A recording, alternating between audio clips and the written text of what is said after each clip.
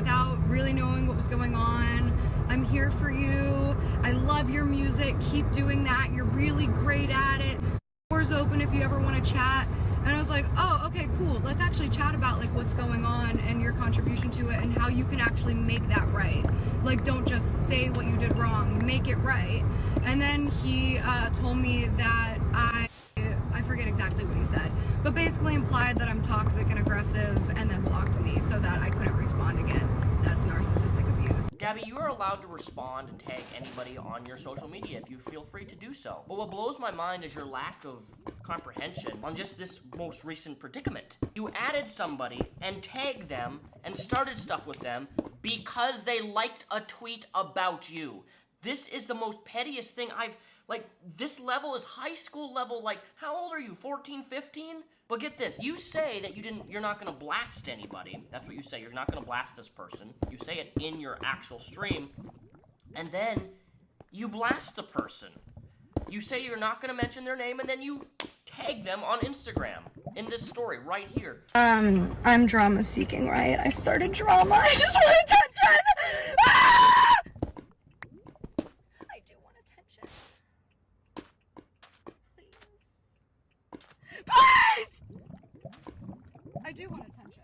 And I think that this should have attention because Oscar Wilde neglected to include a very large part of the story, which was he involved himself in my life and my situation and publicly liked it, degrading me, then went out of his way to message me saying that he didn't know what was going on and offer friendship, and then when he was being held accountable to his own action, he blocked me. This isn't gonna work on him though. Why not? What do you mean I start drama with people? Like, where? And I realized it all goes back to Rice Gum, like that situation. I never considered that like starting drama. This is like a real disconnect that I had from the rest of the internet, I think. And maybe why we misunderstand each other so much is because that wasn't starting drama to me. That was, I was assaulted at a party and my property was broken. And the person who did it lied about it and then bragged about it and somehow got away with it, even though in bragging about what he did somehow like got excused for assaulting me and breaking my property. There is absolutely no excuse for Rice Gum to break your phone. Absolutely not. I don't know if in my last video some people may have interpreted it that way, but I want to make something very, very, very clear. Rice Gum and Gabby Hanna are both dumb. They both were in a situation which completely could have been avoided had they both understood boundaries and reactions. See, Rice Gum is guilty of responding like an idiot. He let his ego get the best of him. How dare a girl shoves a camera in my face and challenges me to a rap battle, or insults my rapping skills, or whatever, what have you, you know? If a man has to react to somebody by knocking their phone out of their hand or breaking their phone because a camera's in their face, he has his own set of issues that need to be dealt with, because that type of reaction is wrong and poor, and in no way justifies you, Gabby, getting your phone hit. My heart's pounding right now because this is something that, like, the first time I talked about this, I got so much shit for it. It's like, dude,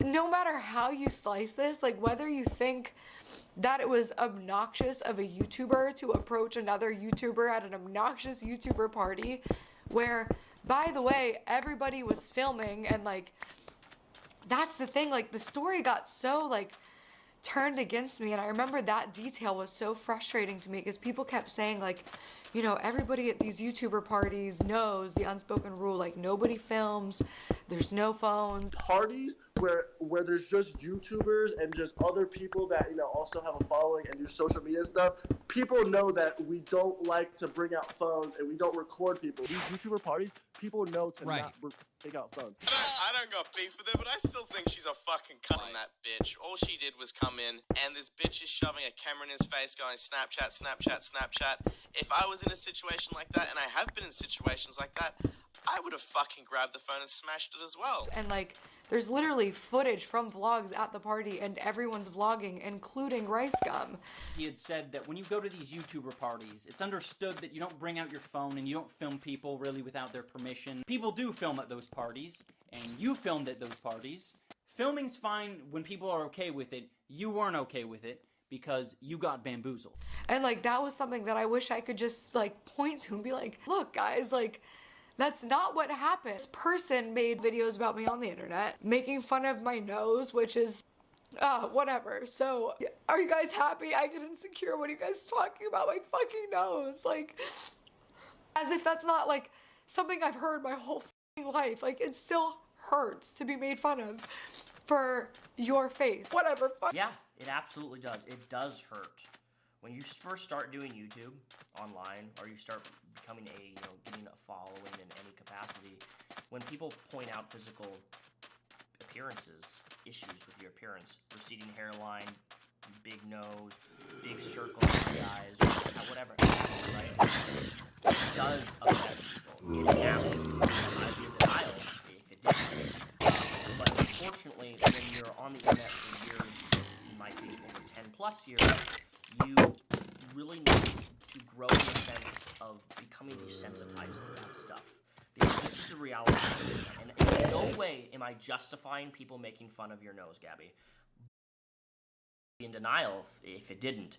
But unfortunately, when you're on the internet for years, in my case over 10 plus years, you really need to grow in the sense of becoming desensitized to that stuff.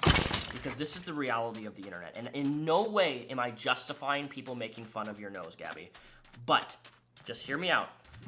The reason why you have to learn to be desensitized to this stuff is because the more you react to someone, if somebody makes fun of your face, your teeth, whatever, and you react in a very emotional reaction, even though it's understandable why you would, but if you react that way, what it does to the internet world is it basically says, this person's very sensitive. I mean, after all, you're wearing a shirt that says, I'm sensitive.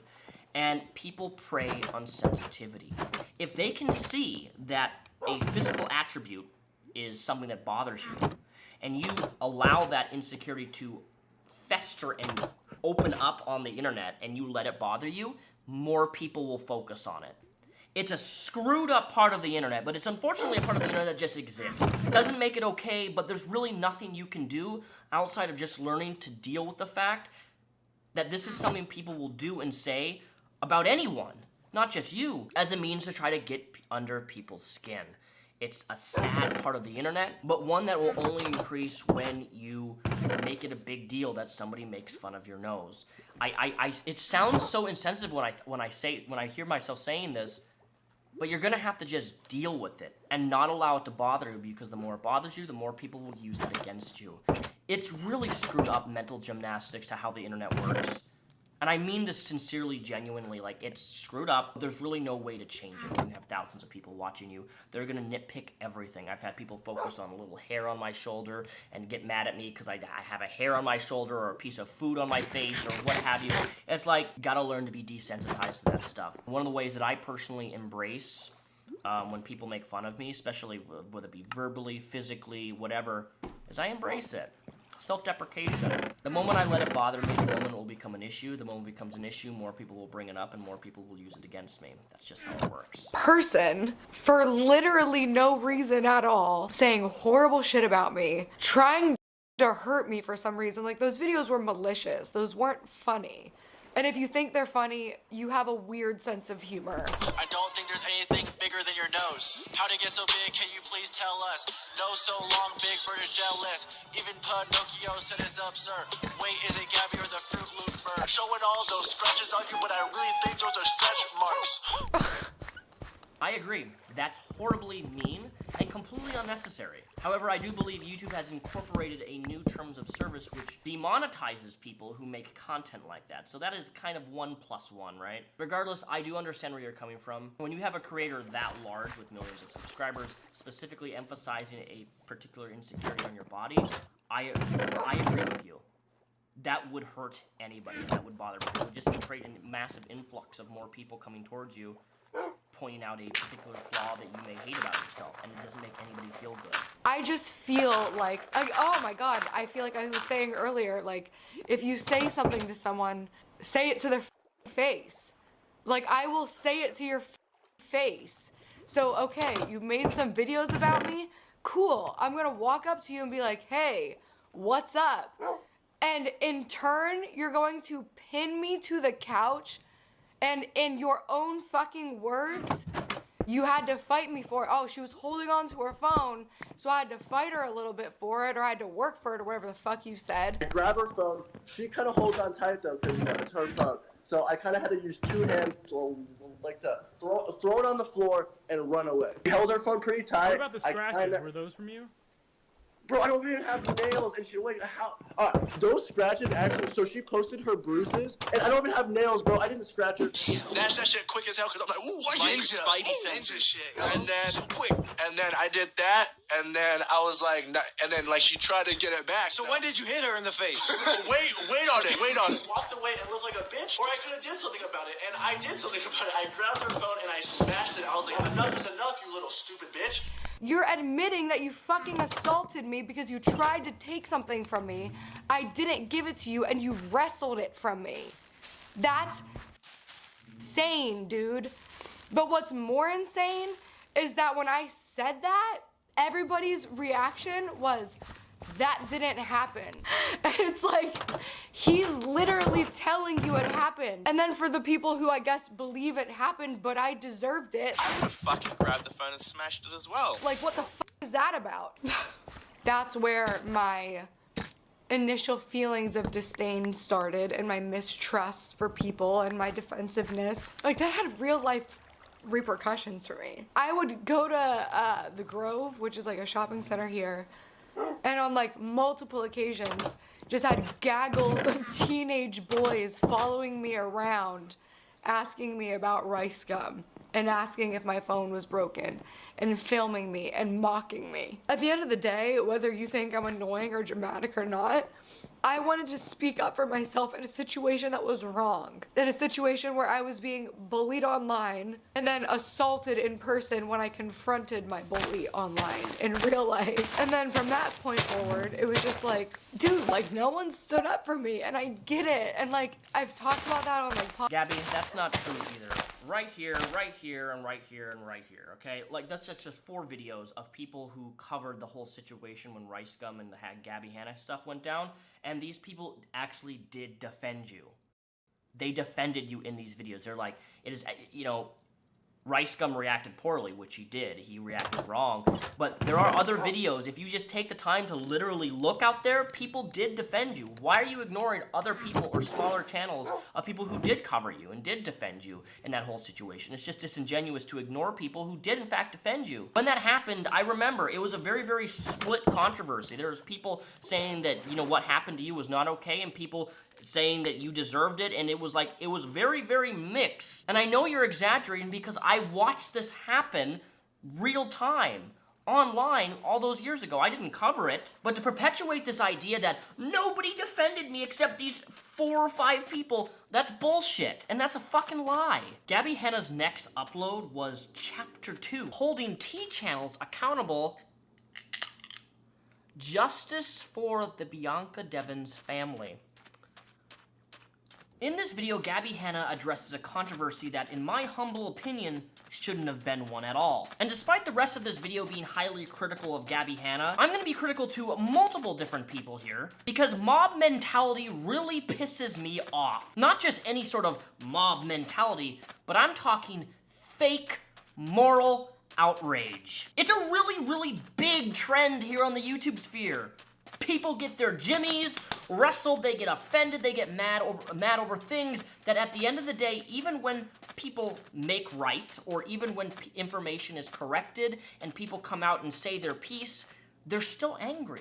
They're still offended. They're still making a big deal out of something that shouldn't have been made a big deal at all. What I'm talking about is the response to the Bianca Devins situation. Gabby Hanna made a video about e-girls. And in this video, for roughly about 7 seconds of this entire video, an article is up on the side of the windows that they're scrolling through, right? Of looking at photos of e-girls, looking at clothes and aesthetics. And it just so happens that a photo of somebody who had been is on the side of the screen with a small little bio synopsis, and Gabby Hanna did one of the worst is on the. It just so happens that a photo of somebody who had been is on the side of the screen with a small little bio synopsis, and Gabby Hanna did one of the worst things in the world. Not really. She complimented this girl's shirt, not realizing that this girl had been And the internet does what the internet does best. They went wild. For what? Why? Why is complimenting somebody, okay, explain to me, why is complimenting somebody wrong? If they're alive or dead, why does it matter? Gabby Hanna also recently did an e-girl video where she turns herself into an e-girl, and obviously I didn't click on it because I didn't expect it to be problematic, and oh, how wrong was I? Very. So first I saw a tweet saying Gabby Hanna makes video about being an e-girl, comments on a picture of Bianca Devins without reading the caption next to the picture, doesn't realise she's literally using a victim as her aesthetic because she doesn't give a about anyone but herself. And if you don't know what she's talking about, I went on the video because I received a DM, and in the video she goes through different e-girls and like reads up articles about e-girls, and she looks for an aesthetic for herself, and at some point she comes across an article that has an e-girl there, someone that dressed the way e-girls nowadays dress, but the whole article next to it was about that girl and how she was by someone that she met on Discord. But even then, it's not lazy. Was about that girl and how she was by someone that she met on Discord. But even then, it's not lazy, it's not disrespectful, and it's not wrong to scroll through an article about e-boys and e-girls and somebody who's deceased is complimented. What is this high horse that people are trying to climb? I don't get it. So you understand, you don't like Gabby Hanna. Me neither. But if you're gonna criticize somebody, at least make it valid. Which is obviously very sad, as we know, and it was blatantly right there. And she just looks at the picture, doesn't read the caption, or she does, she just doesn't care. And she goes, oh my god, I used to have t-shirts like that. Yeah, that'll be good for my aesthetic. And she just goes on about how that's like, oh yeah, we'll just do a look somewhat like that. And she just forgets to realise that that is a murder victim and doesn't address it at all. Can you explain to me, Angelica, why Gabby Hanna has to address this? Why is this something she has to address? Why? Why? Because people are leaving comments upset? Because people like yourself are making videos talking about this? On why she needs to address having a photo of somebody who has been in her video for less than 7 seconds and she complimented them? That was me, I would have just cut it out the video. Even if you didn't realise, editing you should have realised that that is such a thing to do. To look at a victim and be like, oh yeah, that t-shirt's nice, I would love to dress like that, yeah, I remember dressing like that, yeah, we'll use that for the e-girl video, and just forgetting to mention the fact that that is literally a girl that isn't here anymore. Oh, it just blows my mind how unaware she is of how of a human being she is. She's just very unaware, or she just doesn't care to be aware. I don't know what it is with Gabby Hanna, but Why, Angelica? Can you explain to me? Can anybody, because I've asked this on social media, I've asked people to clarify how it is shitty to compliment somebody's aesthetic despite them being deceased. Whether they know they're deceased or not, doesn't matter. Whether they are alive, whether they're deceased. Why is it wrong to compliment somebody's shirt? Why? Can somebody explain to me your fake, moral, ethical outrage? No, of course you can't. Because there's no explanation that justifies you making a fake mob mentality over something that doesn't matter, that isn't an issue. Making an issue out of a non-issue. I don't like it when people make issues out of a non-issue. And don't get me wrong, I don't like Gabby Hanna. But you know, part of being unbiased is being able to look at things and to be able to make distinctions between right and wrong. And even if you don't like somebody, if they're being falsely accused of doing something they didn't do originally, in the original video, why do you have to get on camera and act all moral like, oh, she's such a, how shitty of a person can you be to compliment a dead person's shirt? Here's the thing, Angelica, I'll one-up you on that. JFK, he used to be the President of the United States of America, and for those of you who don't know, he was right dab in the boo-boo-doo. But you know what? I think JF Kennedy, of all the presidents that we've had, I think he's fairly sexy. He's a good-looking man. In fact, back when he was president, people thought he was really, really sexy. And even after he was, you know, people complimented he's one of the best-looking presidents of the United States of America. So now that I've complimented the sexiness of a president who is dead, go hit that unsubscribe button on my channel. I want you to write a comment right now, tell me that I'm canceled. You can't support me anymore because I complimented somebody by calling them sexy. Do you see my point? Now, if Gabby Hanna, in a hypothetical world, if Gabby Hanna said something like, really mean or like about the girl, then I can understand how that would be really offensive and even hurtful to the family. But here's the thing, Angelica. 1 month after your video was made, along with quite a few other different channels, and I let Angelica Old, a channel by the name of Anna Boop, they're like, Gabby Hanna's such a shitty person for doing this. Gabby Hanna made a mistake. Gabby Hanna disrespected the family. But only a month later, the family made a video addressing the controversy because the internet and this fake mob outrage culture demanded Gabby Hanna apologize. So what did Gabby Hanna do? Because she was being pressured by so many people, her saying that she's a shitty person because she complimented a girl's shirt. She made an apology video, which was, in my personal opinion, even now, completely, utterly unnecessary. Because this is what happens. If you haven't done something wrong, truly, utterly, right? And the internet comes along and they stick a finger in your face and they tell you you're not good enough, you're a bad person because you're not apologizing for something that you shouldn't even apologize to begin with, because again, she didn't do anything wrong. But you have such pressure as an influencer to apologize for something that you didn't actually do wrong, even though the parents of the family said this. So we are here because there has been so much controversy and drama over the Gabby Hanna video where she used Bianca's picture. We just want to say that we were not offended by it at all. We didn't see anything wrong with what she did. She Googled e-girl and pulled up a picture of Bianca. Yes, there was an article about what happened to her, but there wasn't anything. Simple mistake. It was a simple mistake. There was nothing disrespectful about it. We didn't feel disrespected. We don't feel Bianca would have been disrespected. We think Bianca would have been honored and so excited that Gabby Hanna pulled up her picture and was talking about her. Gave her a compliment. You know, they had the same shirt. No one should be offended. No one should be. All these drama channels that are, you know, using Bianca for clout, it's absolutely ridiculous because that's all you're doing. We are offended about, and you guys also should be. Yeah. Not about Gabby Hanna complimenting her shirt. Yeah, Gabby wasn't using Bianca for clout like all these drama channels now want to turn it into something that it's not. She didn't do anything wrong. And even though she didn't do anything wrong, because so many people were offended, she did reach out to me and Olivia and apologize. And we told her there's no reason for an apology because we don't see that you did anything wrong. We were absolutely not offended. And she continued to post a 15-minute video about how she is sorry, which she did not at all have to do. But. Exactly.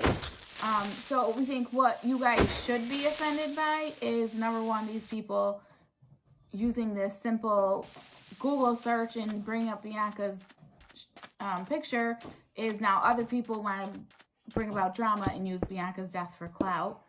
And let's also be offended by the fact that, you know, when Bianca passed, these social media platforms like Facebook and Instagram allowed people to exploit Bianca's death by uploading these horrifically graphic pictures of her and spread them around. They were constantly uploaded and shared, and they were all over Instagram and Facebook. And when they were being reported, we were told they weren't going against community standards. This is absolutely ridiculous. It's unacceptable.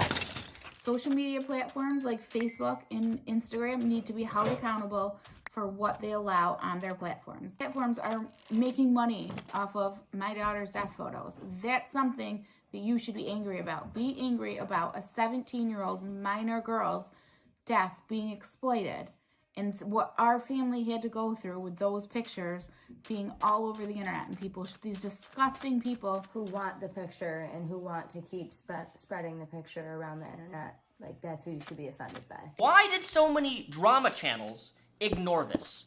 As a legitimate question, I don't know why so many channels ignored this particular clip by the family, which came out and spoke in defense of their deceased daughter, saying that Gabby Hanna didn't do anything wrong. Why didn't anybody make retractions? Why didn't people unlist their videos or, you know, remove and say, you know what, maybe I shouldn't have called somebody a shitty person when the parents of the family who's lost their relative said it's okay and that that Bianca would have been honored that Gabby shouted her out. But no, you know what? It doesn't suit a narrative. It doesn't suit moral outrage culture. And don't get me wrong, there are times where outrage culture is acceptable depending on what is done. But in this particular case with Gabby Hanna, there's so much hatred towards her that even if she doesn't do something wrong, you still make it out to be she did something wrong. And I take issue with that, because then you're not being authentic. You're being completely biased because you dislike somebody simply because you dislike them so much. And even if something is falsely accused of them, it suits a narrative of simply pushing this because, well, it makes them look bad, even if it's not true. And regardless of how much I dislike Gabby Hanna, that's not how I operate. Everybody deserves to have their side, to be able to express themselves, to be able to vocalize their perspective, regardless of how much I dislike them. And then if you intentionally ignore this is the problem I have with drama channels, and I'm not categorizing everybody, right? But the majority of these drama channels don't link their sources or cite the sources or videos that they're talking about. And most of them, when new information comes forward, they don't cover that unless it suits a narrative that they want to push towards somebody they don't like. You want to hear an example of something that may blow the internet? I'm known as that Onision guy, the guy who covers Onision. And despite how much I hate that guy, despite him taking me falsely to court, I do not support people going to his house and doxing him or egging his house. That's a thing. I don't like him, but I don't support that. You know, I'm able to make a distinction that that's really screwed up. As much as I dislike the guy, as much as he's a piece of shit, that's wrong. Okay? And this is kind of the same type of situation in which people calling for an apology from Gabby for not doing something wrong, for just complimenting a girl's shirt, it's unjustified. And anybody who tried to use this as an attack measure on her, you really need to either A, unlist your video, or just like remove it, or issue a statement or something, because you look like a piece of shit. You truly do. Especially after the fact that the parents spoke out and said she didn't do anything wrong, but you still leave up videos that are trying to condemn her for something, again, that she didn't do wrong. In today's video, I defended Gabby Hanna because of her apology. And while looking for a thumbnail, I came across the tag she put on that apology. I regret being nice now. Angelica, is this really your argument against Gabby Hanna because she used tags of other people who have made videos about her, and she tagged in her apology channels that had talked about the situation and given her shit for including and complimenting a girl's shirt who has been deceased? What is wrong with that? That falls perfectly in line with YouTube. Like, literally, if somebody makes videos about me and I make a video response, we're having video exchanges, or I apologize, or whatever it be, I'm allowed to tag in the description the channels that are talking about me. That's how everybody does that. That's very normal on YouTube. How is this even an argument against Gabby? Like, this is ridiculous. Like, again, I'm super critical of Gabby throughout the rest of this video, and I point out lies and things that are just, you know, they're bad, but like, be fair a little bit. Like, this is going too far. The amount of stretching you're trying to make here over a year ago is just, and I didn't even know about this stuff until I started digging into it. It's very, very disingenuous and is clearly a bias towards this person, regardless of them even making an apology. Oh my gosh, they tagged your channel. They tagged another channel. How dare they do that? Like, what is this? A petty high school? Come on. But here's the thing where Gabby also screws up, because Gabby made a response to the whole Bianca Devin stuff. And this is where it gets messy and complicated. And we gotta go to Twitter for some of this because it gets jumbled all over the place. And we're gonna go in the order of tweets and videos. Because although I'm defending Gabby in this instance, I'm also gonna be critical because she kind of took it too far at the same time. So that's the thing. Like, on one hand, I'm like, I agree with Gabby on this. But then it's like, well, you took it a little too far. Now you're trying to push it a little too hard, in my opinion. Because everybody was like telling me a certain way to act. There was just like so much confusion. I don't feel like a bad person anymore. I just don't think that I'm for everybody, because I respond to things differently and I interpret differently and I communicate differently, and it helps me understand my mood a lot because of mood swings that come with that and the complications with kind of regulating your impulsivity or your emotions. Now I know that I'm not this awful person that everybody said I am.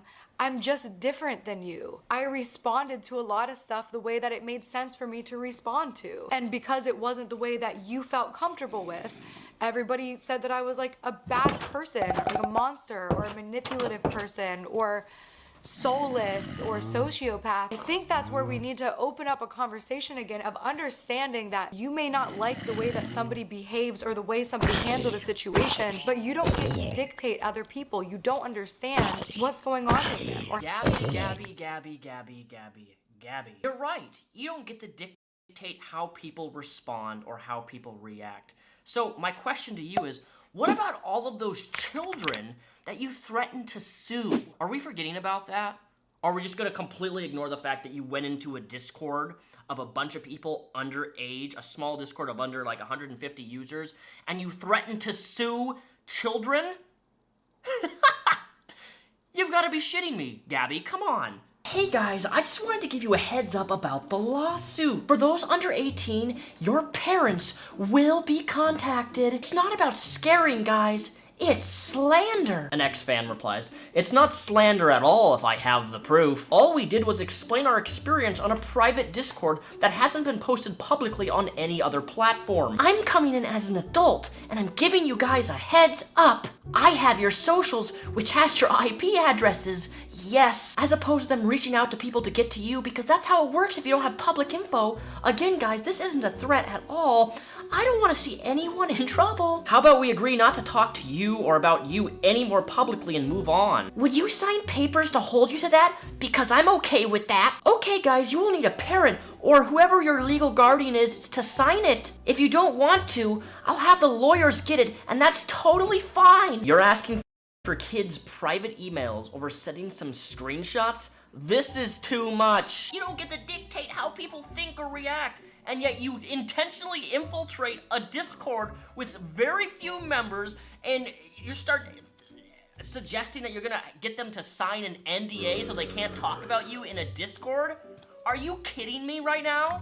You can't dictate how people respond, and yet you're threatening children. This blows my mind to its core. The messages that you leave and threaten is just the most insane thing. I've never even seen somebody threaten to sue kids before. Like, of all the things that you've done and said, this is like icing on the cake for me. You going out of your way to go into a Discord with hardly anybody in it to threaten kids legally.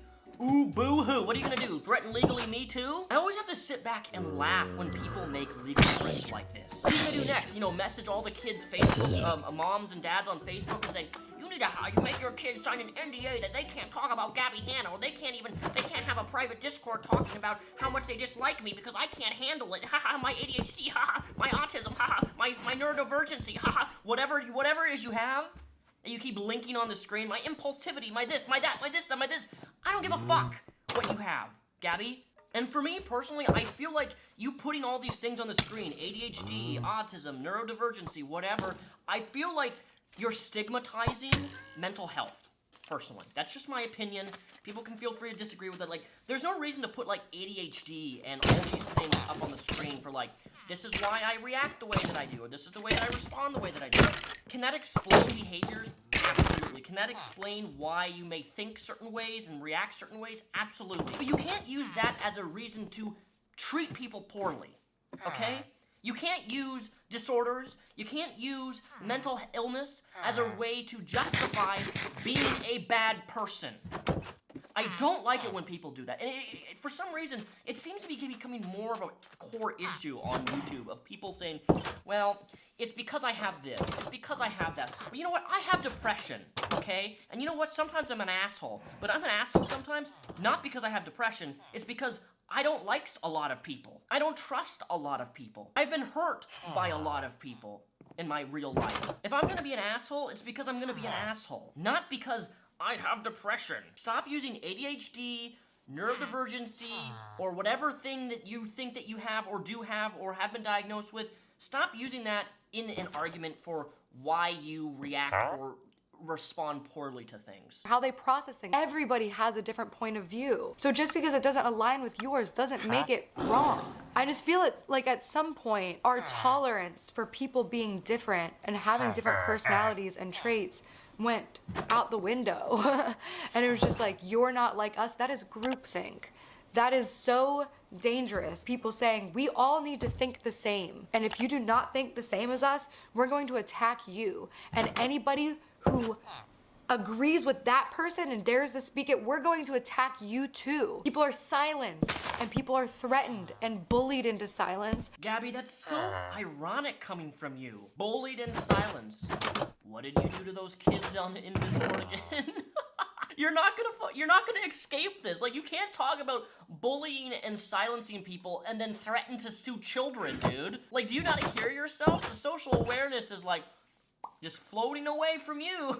You scream, bully, bully, bully, bully, bully. But a lot of your responses to other people are exactly what you're accusing others of doing. Bully. You a bully, you a bully, you a bully. Bully, bully, bully, bully, bully. Like, God, I hate that word. Don't bully me, Daniel! Your own definition of bullying, Gabby. Bully, bully, bully, bully. Like, God, I hate that word. Don't bully me, Daniel! Your own definition of bullying, Gabby, can equally be applied to Dom the Bomb, which I covered briefly in my last video, but I'll just summarize it for you. Essentially, this guy got on, they were doing a hot or not dating game, and Gabby Hanna's photo comes up and he says, she's not my type.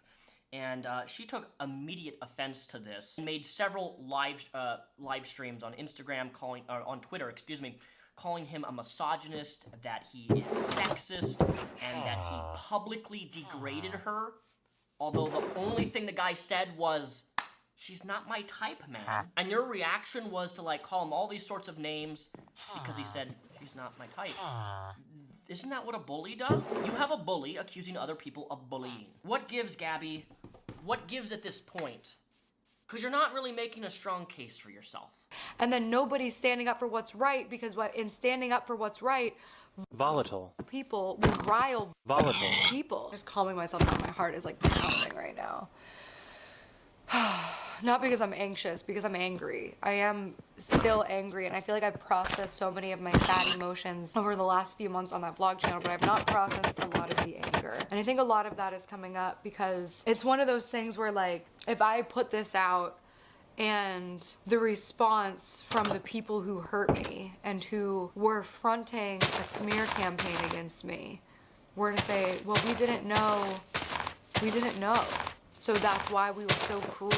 You shouldn't have to know somebody's mental state or mental health or neurological makeup to be a kind, empathetic person who tries to see the best in people instead of the worst. The groupthink is so dangerous because you don't get to tell people how to feel or how to react in a situation that you have never experienced.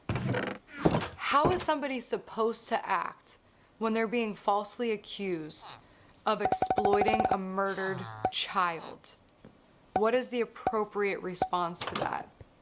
Now, I didn't respond at first because it's not true. It was a false accusation grounded in literally fucking nothing. I apologized for a situation that I should not have apologized for, and I'm going to stand my ground on this. Because while I am sorry that the family had to deal with this, this was not my fault. If the drama channels and the tabloids, these are tabloids that you guys are taking as fact just because they're on video format and because a person that you like is delivering it to you, this was a slanderous lie that caused the family so much trauma. And the family has gotten on camera and said that they were hurt by what these people did to them. We didn't see anything wrong with what she did. She Googled e-girl and pulled up a picture of Bianca. Simple mistake. It was a simple mistake. There was nothing disrespectful about it. We didn't feel disrespected. We don't feel Bianca would have been disrespected. We think Bianca would have been honored and so excited that Gabby Hanna pulled up her picture and was talking about her. They were a compliment. You know, they had the same shirt. No one should be offended. No one should be. All these drama channels that are using Bianca for clout. It's so easy to feel like all you're doing. Yeah, now Gabby Hanna complimenting her shirt. Yeah, Gabby wasn't using Bianca for clout like all these drama channels now want to turn it into something that it's not. She didn't do anything wrong. And even though she didn't do anything wrong, because so many people were offended, she did reach out to me and Olivia and apologize. And we told her there's no reason for an apology because we don't see that you did anything wrong. So we think what you guys should be offended by is now other people want to bring about drama and use Bianca's death for clout. And these disgusting people that are exploiting my daughter's death for clout and likes and follows and profit. And there has not been an apology from them.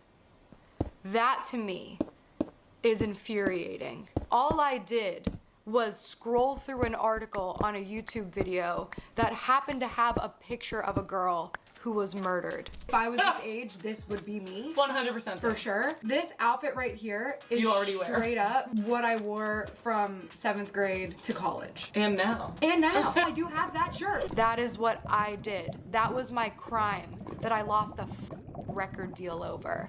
That I lost sponsors over. That I lost hundreds of thousands of subscribers over. That I lost. Gabby, I have a question. Do you have evidence or any emails to back up that you lost sponsors due to this ordeal? I don't know. I just find that, and maybe I'm wrong. I just find it really hard to believe that you lost sponsors over the fact that you included what you did in 7 seconds and you complimented somebody's shirt. I just see that as really hard to believe. But hey, I could be completely wrong. I know how cancel culture works. Some people do reach out to sponsors and try to get people's sponsors taken away. That is a thing that's happened. However, if a sponsor has dropped you because of this situation, I would love to see evidence for that, just so I can confirm that this really did happen, because if so, then that's completely, utterly wrong and unjustified. Friends over, that I lost job opportunities over, that I lost months of my life over in a deep spiraling depression because this was such a heavy situation that you guys used, and I'm addressing the drama channels directly. You used the murder of a child to exploit me, and that is disgusting.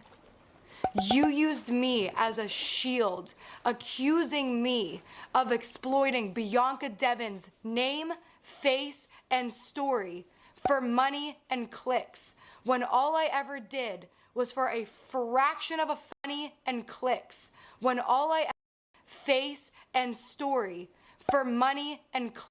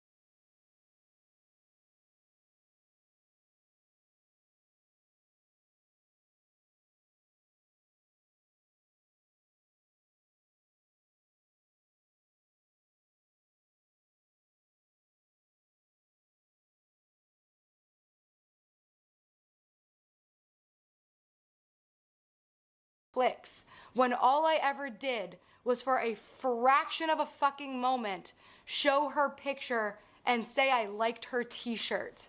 You, on the other hand, plastered her name and her face across your thumbnails and your titles and reduced her to a murder victim who Gabby Hanna exploited by showing her picture, having no knowledge of the situation that happened, and you gaslighting me into saying that I did know because I couldn't have possibly missed it because it was written right next to it, right? I didn't read the fucking article. I was looking at pictures, and you knew that, Angelica Oles. And everybody else who started that rumor and went with that story and exploited a murdered teenager to the point that her dead body, the photos of her dead body that were taken by her murderer and posted on the internet were being sent to her fucking mother and sister. You did that, not me. Gabby, you had me. I agreed with you up until this exact moment. You just answered your very own accusations. Here you are, Gabby, and you're attempting to blame drama channels for the spreading of a photo of her being deceased. And I'm here today to correct that, Gabby Hanna. This is an absolute lie. This is factually untrue. I don't like Angelica Oles. I don't like a lot of these drama channels either. But I watched a lot of these videos that I talked about in this video, and in no place did these channels include the deceased photo. There was a deceased photo of this girl. I didn't see any. What I do know, is that the person who took her life posted this photo to 4chan, and then the photo spread like wildfire on Twitter, social media, Facebook, Instagram. I remember when this happened, I saw this photo of this innocent, beautiful girl be spread all over the internet. A photo of somebody who is...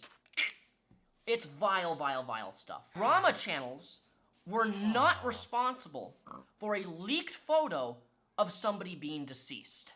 They're absolutely not responsible for that. You know, I can criticize these drama channels, but I also can see the distinction between they're not responsible for the photo leaking, because the person who posted the photo was actually the perpetrator of the crime. He posted that to the internet. And these social media sites that allowed this photo to be posted and not removed, that's the problem. That's the issue. Drama channels, T channels, are not responsible for a leaked photo of somebody being deceased being posted on the internet.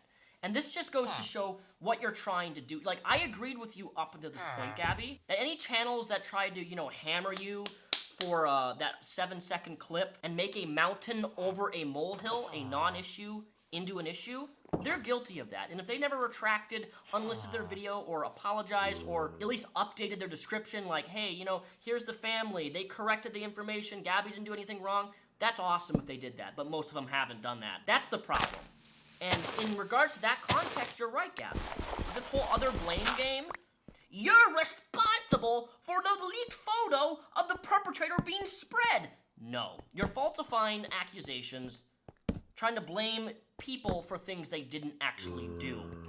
She has said that she was harmed by you, that you exploited her daughter, and you have not apologized. And I have, for her sake, because she was getting so much shit just from you guys talking about it and exploiting her in that way. I did the right thing. I went in silently and tried to hide it and blur it to calm people down over it quietly, because this should have never been news. Did you donate any of the money you made on those videos to the foundation that I have put out publicly, that I've told you to donate to? That's fine. Nobody can take your money from you. You earn that money, you do whatever you want. But you need to apologize to Bianca's mother. And I know that I will never get an apology from you for what you did to me, for gaslighting me, for making me the scapegoat to your disgusting exploitation. I know I will never get that, and that is okay. Share the petition to enact laws so that this can never happen again with your audience.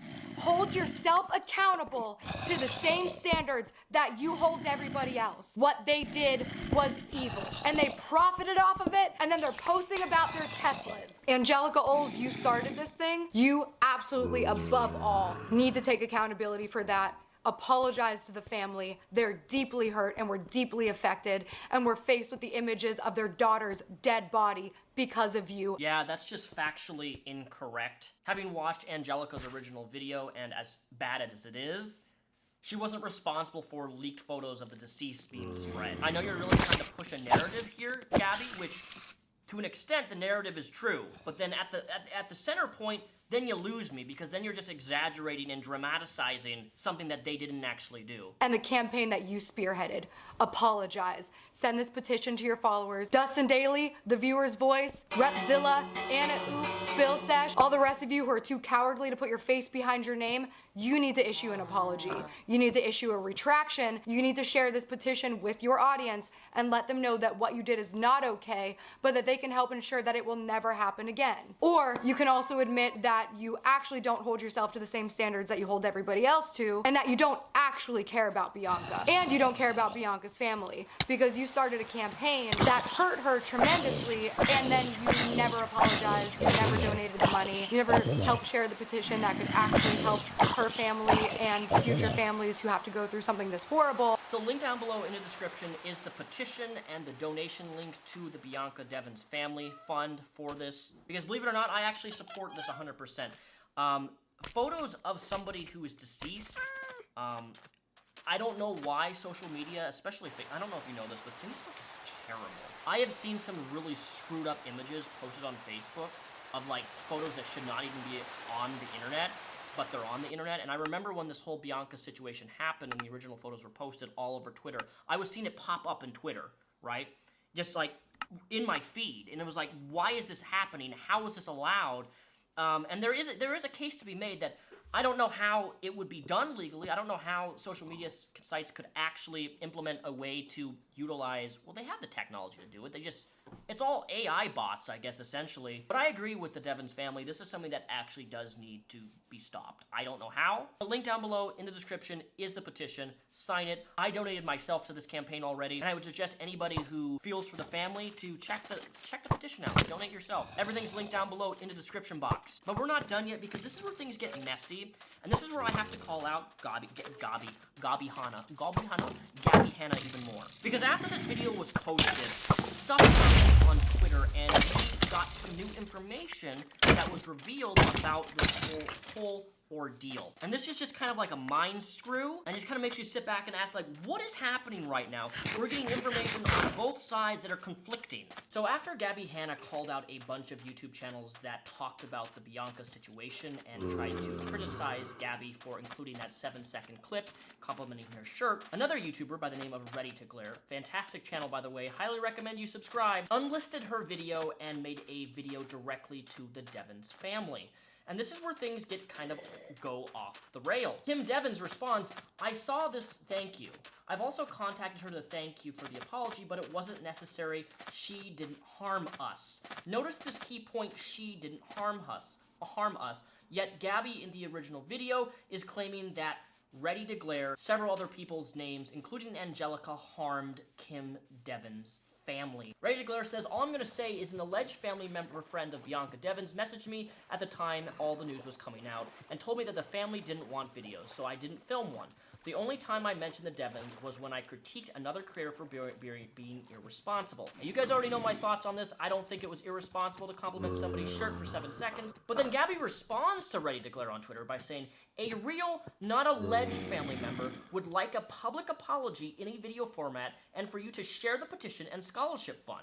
We speak very regularly, and I'm positive you would at least do the right thing by Bianca and her family. So right here in this tweet, Gabby Hanna is speaking for the family. And then you see on the other hand, Kim is responding saying that she wasn't harmed by Ready to Glare's video and that an apology wasn't even necessary. Do you see the tiny little hole in this problem? And at least in the way that I see it, is Gabby Hanna is using this situation to try to force apologies out towards the family, or maybe in retrospect, Gabby Hanna herself, from people who she thinks have wronged her. But the biggest call out in Gabby's video was she referenced Angelica Oles. Now, Angelica Oles reached out to Bianca's family, then uploaded a video called Gabby Hanna Live. Angelica Oles made a direct video response in response to Gabby Hanna and this situation. Upon making that video, Gabby Hanna says that Angelica crossed a boundary and reached out to her. She told her personally that she felt I deserved an apology, not her. Kim has never expressed that sentiment to me, and I did not expect it. I have told anyone that contacted me that I approve the video. When Ready to Glare contacted me, I watched the original video and didn't see anything wrong with it. I also told her that Angelica Oles thought that you were owed an apology, not me. I felt Bianca was being used to get to you, Angelica. I just got off the phone with Kim. She told me she specifically asked Angelica Oles to drop it and not share screenshots because she didn't want her to continue to use Bianca's death as a way to hurt me. Angelica Oles tried to manipulate Kim. Kim said, I just felt awkward and was being nice. Angelica Oles tweeted on Twitter, Kim Devins gave me permission to share this message she sent me. This is my last statement on the situation. Which I said, I didn't feel like you harmed my family. She replies, I'm so sorry about all this, so thank you so much. That Gabby Hanna called out Angelica Oles and other YouTube channels saying that the mother is demanding an apology from these people. She named these people by name, saying that the mother is demanding them apologize. All the while, we've established that the mother didn't even know who Angelica was, and that she wasn't hurt by Angelica. And that Ready to Glare didn't do anything wrong either to the family. Do you see why this is so confusing and convoluted? Because it feels like to me, and this is my opinion of the situation, you have the mother who is being kind of propped up by Gabby, propped up by this people, because information is being said to Gabby, right? Gabby is saying information, speaking for the mom, and that information is going out onto the internet. And with that, Gabby is accusing other people of things, i.e. exploiting somebody's, death. I think the word exploit is the wrong word to be using personally. But then when Angelica wants to seek out more additional information, Gabby Hanna gets extremely upset by that, because then the mother is telling conflicting information with Angelica that kind of contradicts what she's telling Gabby, and it's messy, dude. I don't like the mother being put in between people and then being brought in, and YouTube drama has to keep bringing this up and trying to force her to make statements on things that she shouldn't even have to be dealing with. On that same day, Kim Devins tweeted out this. Do I want public apologies? No. But Gabby Hanna deserves the apologies for being attacked after I put it out that I wasn't offended by her video. All of this should have ended when I said I wasn't bothered by Gabby using Bianca's picture. Just so you know, if Gabby Hanna posts something about Bianca, I have approved it. As Bianca would say, shut the fuck up and act like adults. Let's move to more important things like Bianca's law. As everybody wants to bring up Bianca's name and defend her, let's talk about who really exploited Bianca's for money. Instagram and Facebook, who allowed her photos to be shared for an entire year on their platform. Hashtag justice for Bianca. Well, look, no matter who you think is wrong or right in this situation, I'm going to mediate both sides and say my final piece because I don't want to talk about this anymore. Angelica Oles, your original video on Gabby Hanna calling her a shit person for complimenting a girl's shirt originally, you should probably update the description of that video or clarify or something that the family said that she didn't do anything wrong. Gabby Hanna, you uploaded a 10-minute video screaming and screeching about Angelica making a video response, reaching out to the mother, wanting additional information because all of this is really confusing. This YouTube drama in regards to putting the mother in the middle and forcing her to talk about things that she shouldn't be having to talk about because of petty YouTube drama because you can't let things go, makes it look crazy. I understand that wrongdoing was done to you originally in the original video, and the people who wronged you have to make amends for that if they ever choose to do so. But trying to proposition the mother to force apologies out of people, which the mother confirmed 2 people didn't actually harm them, but you're claiming that they did harm the family, that's the problem. And the subject needs to be dropped. Both parties shut the fuck up. This isn't a I need to win match, because that's what it feels like to me. It's intermission time. Time for refreshment. During the next 10 minutes, you're invited to visit the refreshment stand, where you'll be greeted with fast, friendly service. You'll find hot dogs, juicy hamburgers, and mouth-watering delicious pizza. Hello there, intermission time. This video is over an hour in length. This is my cat, Dennis. He does not like being held. This is very awkward. He is a little raccoon loaf.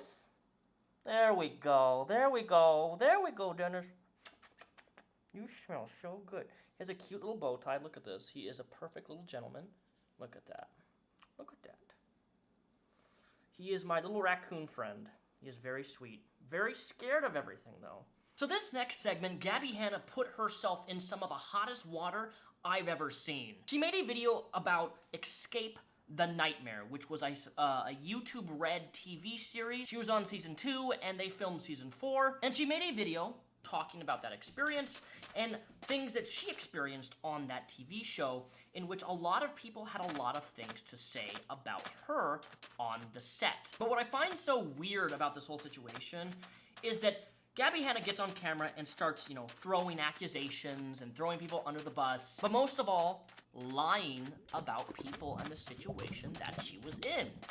Very, very blatant lying, because what she did here is she triggered a ripple effect, because the people who she's claiming all these things about released statements of their own, and 2 videos were uploaded in response to her, causing drama and spreading misinformation and lies about these people. Go figure, you know, if you're gonna misrepresent and skew things and try to make yourself look like a victim, all these other people come forward and start putting you on blast for the lies that you're spewing in order to push a narrative that isn't true. But that's Gabby Hanna, isn't it? Because this situation was really and I've always kept it between us, because I feel like professional and personal relationships should not be public, period. And that's why I've never spoken up about shit. So because this is something that has been said behind the scenes by people I thought were friends for years, and I was made a mockery of by people I thought were friends for years, and then they went on publicly to throw me under the bus after pretending to be my friend for years, and as soon as it was like an opportunistic moment, just be like, she was a nightmare to work with. For Gabby, I had issues with her. I also had issues with her on season 2. I don't think I've ever said her name publicly, but it's not really news to anyone. She was miserable to work with for the most part. There were good moments. If she was great on camera, which she was, and she was very entertaining, I forget about all that shit. And then season 4, she was a nightmare. I'm not going to expand upon that because I don't really care anymore. It was just hard. There were a lot of tea that took place. There was a lot of yelling, a lot of screaming, a lot of unprofessional behavior. It was miserable, but it turned out entertaining on the show, so I can't really hold that against her. So I want to talk about Daniel Prada, and in relation I have to talk about Joey, because Joey also talks shit about me publicly. Oh, there was one in season 4 too. Really? Sure. Yeah, that was season 4 was my least favorite to film by far. Why? Just because Drama. Of this one person on the cast who just made it hell. Really? Is it true that there was drama on the set of season 4? Yeah, absolutely. How was Gabby? Gabby was very competitive. She would be. She was. Like, I wasn't expecting it at all. Looking No, good now. she was Miss Bitch. I would never play Mafia with her. You know that game? I wouldn't play any game with her. She'll own up to the fact that she was a little nasty on set sometime. Gabby, you have one of the most skewed visions of quote-unquote talking shit, especially involving Joey Graceffa here. As somebody who has watched his channel for years, he really is like, a couple of these people actually I'm going to be mentioning here, they're some of the least controversial, dramatic people on the platform. And what I mean by this is, like, they don't have like hardly any drama. They don't participate in trying to spew or cause drama with other people. They've had a really successful, clean career for the most part. But Joey, in these clips, they mentioned, you know, there's some drama on season 4 of the show. He didn't even mention you by name. Okay? Now, if he mentioned you by name, then obviously you're allowed to respond to that. But the fact is, he went out of his way to not mention you by name, and you still take issue with that. Like, people are not allowed to voice their experience that they have with you if it's negative. Like, if they do that, they're bad people. They're talking shit. Why are people not allowed to talk about the negative experiences that they've had with you?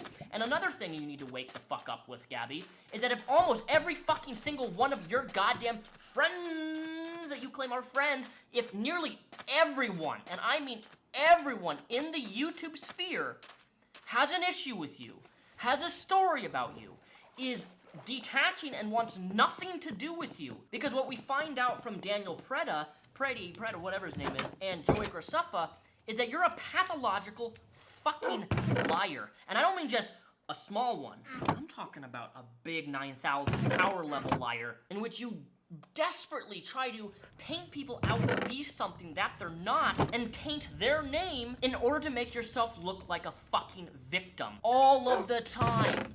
You brought these people into a situation, or at least Joey, and then you go silent. I wonder why. I want to remind you, if all your friends are becoming ex-friends, there's probably a reason for it. Do some self-internalization, some self-reflecting, and realize that you actually may be the fucking problem, not everybody else around you. But you know, when dealing with actual narcissists, when attention is taken away from them, they have to make it about them under all circumstances. They can't deal with the fact that attention is being drawn away and people are forgetting or not talking about them in some context. Trust me, I've dealt with it myself. Right. Because like I still have to deal with the repercussions of this. This situation was actually like for real, and it's embarrassing to admit because I feel like there's this very public theme when it comes to my life of me thinking people were my friends who weren't. Dude, it's just embarrassing. Again, my heart's pounding, but I've held this shit in, and like the fact that my heart is pounding about it right now, like I don't want to, dude, I don't want to live with this shit anymore. It fucking sucks for real because like this for real dead ass is not what I want. Like I feel like I've made it pretty clear that this is not what I want, because if this is what I wanted, like I would have done this shit years ago. Like all I wanted to do for real was just work on my music and do that. But it's like every few months is something new, and this is one that hurt me so much because I truly for real thought Joey and Daniel were like my real friends. Well, they were your real friends, but guess what, Gabby? Here's a nuclear take for the internet. If you treat somebody shitty over and over and over and make problems in their not only career but in their life, no matter how good a friend they are, and you're causing problems, and you're treating people like garbage, they're not gonna wanna be your friends anymore. That's how friendships work. You don't just have an ex-friend usually. Usually there's something has to happen in order to have an ex-friend. And how many ex-friends do you have at this point, Gabby? Like, on the realistic number scale. So I'm gonna go over some of the points that she made in her video that are just completely false and give you guys the points to back that up. But before we get into those points, I do wanna let you guys know that Gabby and I were close friends. So when she acts like the victim and is wondering why all these people in her life who claim to be her friends are no longer her friends, you do things, Gabby, to make people not be your friends. What you did to me on Escape the Night is the reason we are no longer friends, and the reason why I talked badly about you being on Escape the Night. Just because we were friends before that doesn't contractually make me obligated to never say anything bad about you or never not be your friend because we were friends in the past. You did this. You ended our friendship, not me. The way that you acted on set of Escape the Night is why we are no longer friends. And if you want an example of what a friend is like on set of a production of your friend, take some advice from Colleen, who literally gave birth months before, showed up on set, was breastfeeding, went home after hours on set to her baby waking up and then having to be a mom and then coming to set the next day and doing it all over again. And the crazy thing is, Colleen was my #1 support system. Being on set of a production that's millions of dollars and having all this pressure is a lot. But Colleen didn't complain once, and she was my #1 supporter, making me feel good about things and helping me de-stress and telling me that everything was going to be okay. Meanwhile, you, who's also my friend, is making life on set a living hell by being disrespectful and rude and mean and foul to not only cast, but crew, screaming at the director, demanding things, and calling a production assistant a dumb cunt is not how you act on set of one of your friends, not even just your friend, any set. So this was a knife to the heart. So here's how it happened. My agent reached out to me and asked me if I wanted to do Escape the Night season 4. I had done season 2 and I did not enjoy the experience at all. And I told my agent I did not want to do it. And I told him my reasons, which were I was really dealing with a lot of very bad mental health issues, and my eating disorder was at an all-time peak. This was around the time of the monster meme, the Kenza Cosmetics thing. There was a lot of shit going on. And also, I did not like the first experience that I was there. First time I signed on to do it, I was like, fuck yeah, I'm dying to do this. But I didn't expect my reaction in that type of work environment, and it was like not good. Like, I was just unprofessional. Dude, a lot of people have a lot of stories about me being unprofessional. I promise you that. Like, there's no shortage of them. I used to be really difficult to work with. You also claim that ADHD is the biggest reason that you acted the way you did on set. But just so you know, half the cast had ADHD and did not act in the way that you did. So I'm sorry, but that is not an excuse.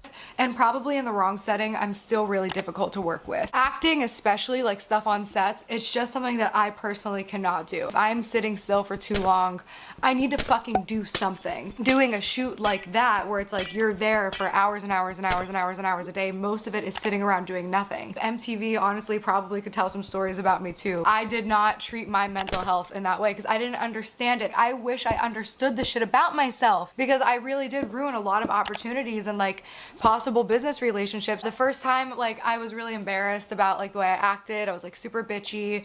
I didn't like the working hours. I didn't like the working conditions. My call time for that was like 12 for like hair and makeup. We would start shooting at 7 or 8 and then wrap around like 3, 4, sometimes 5 in the morning. There was literally no sleep. I cannot function like that. I'm sure there's like very professional actors who do that. In fact, like Colleen literally had like a baby on set and she managed, you know what I mean? I can't. Okay, cool. You've admitted that you're really unprofessional, that you were bitchy, that a lot of things that people have expressed of their experience with you is very, very, very true. And you just admitted that you can't manage these types of schedules and things. And if you can't manage that, that is your responsibility to work around that type of schedule. Then don't agree to it, especially at the fact that you're being paid, by the way. Imagine being on set. I don't care if you have ADHD, but imagine that you're being on set and sitting around doing nothing and you're being paid. Wow.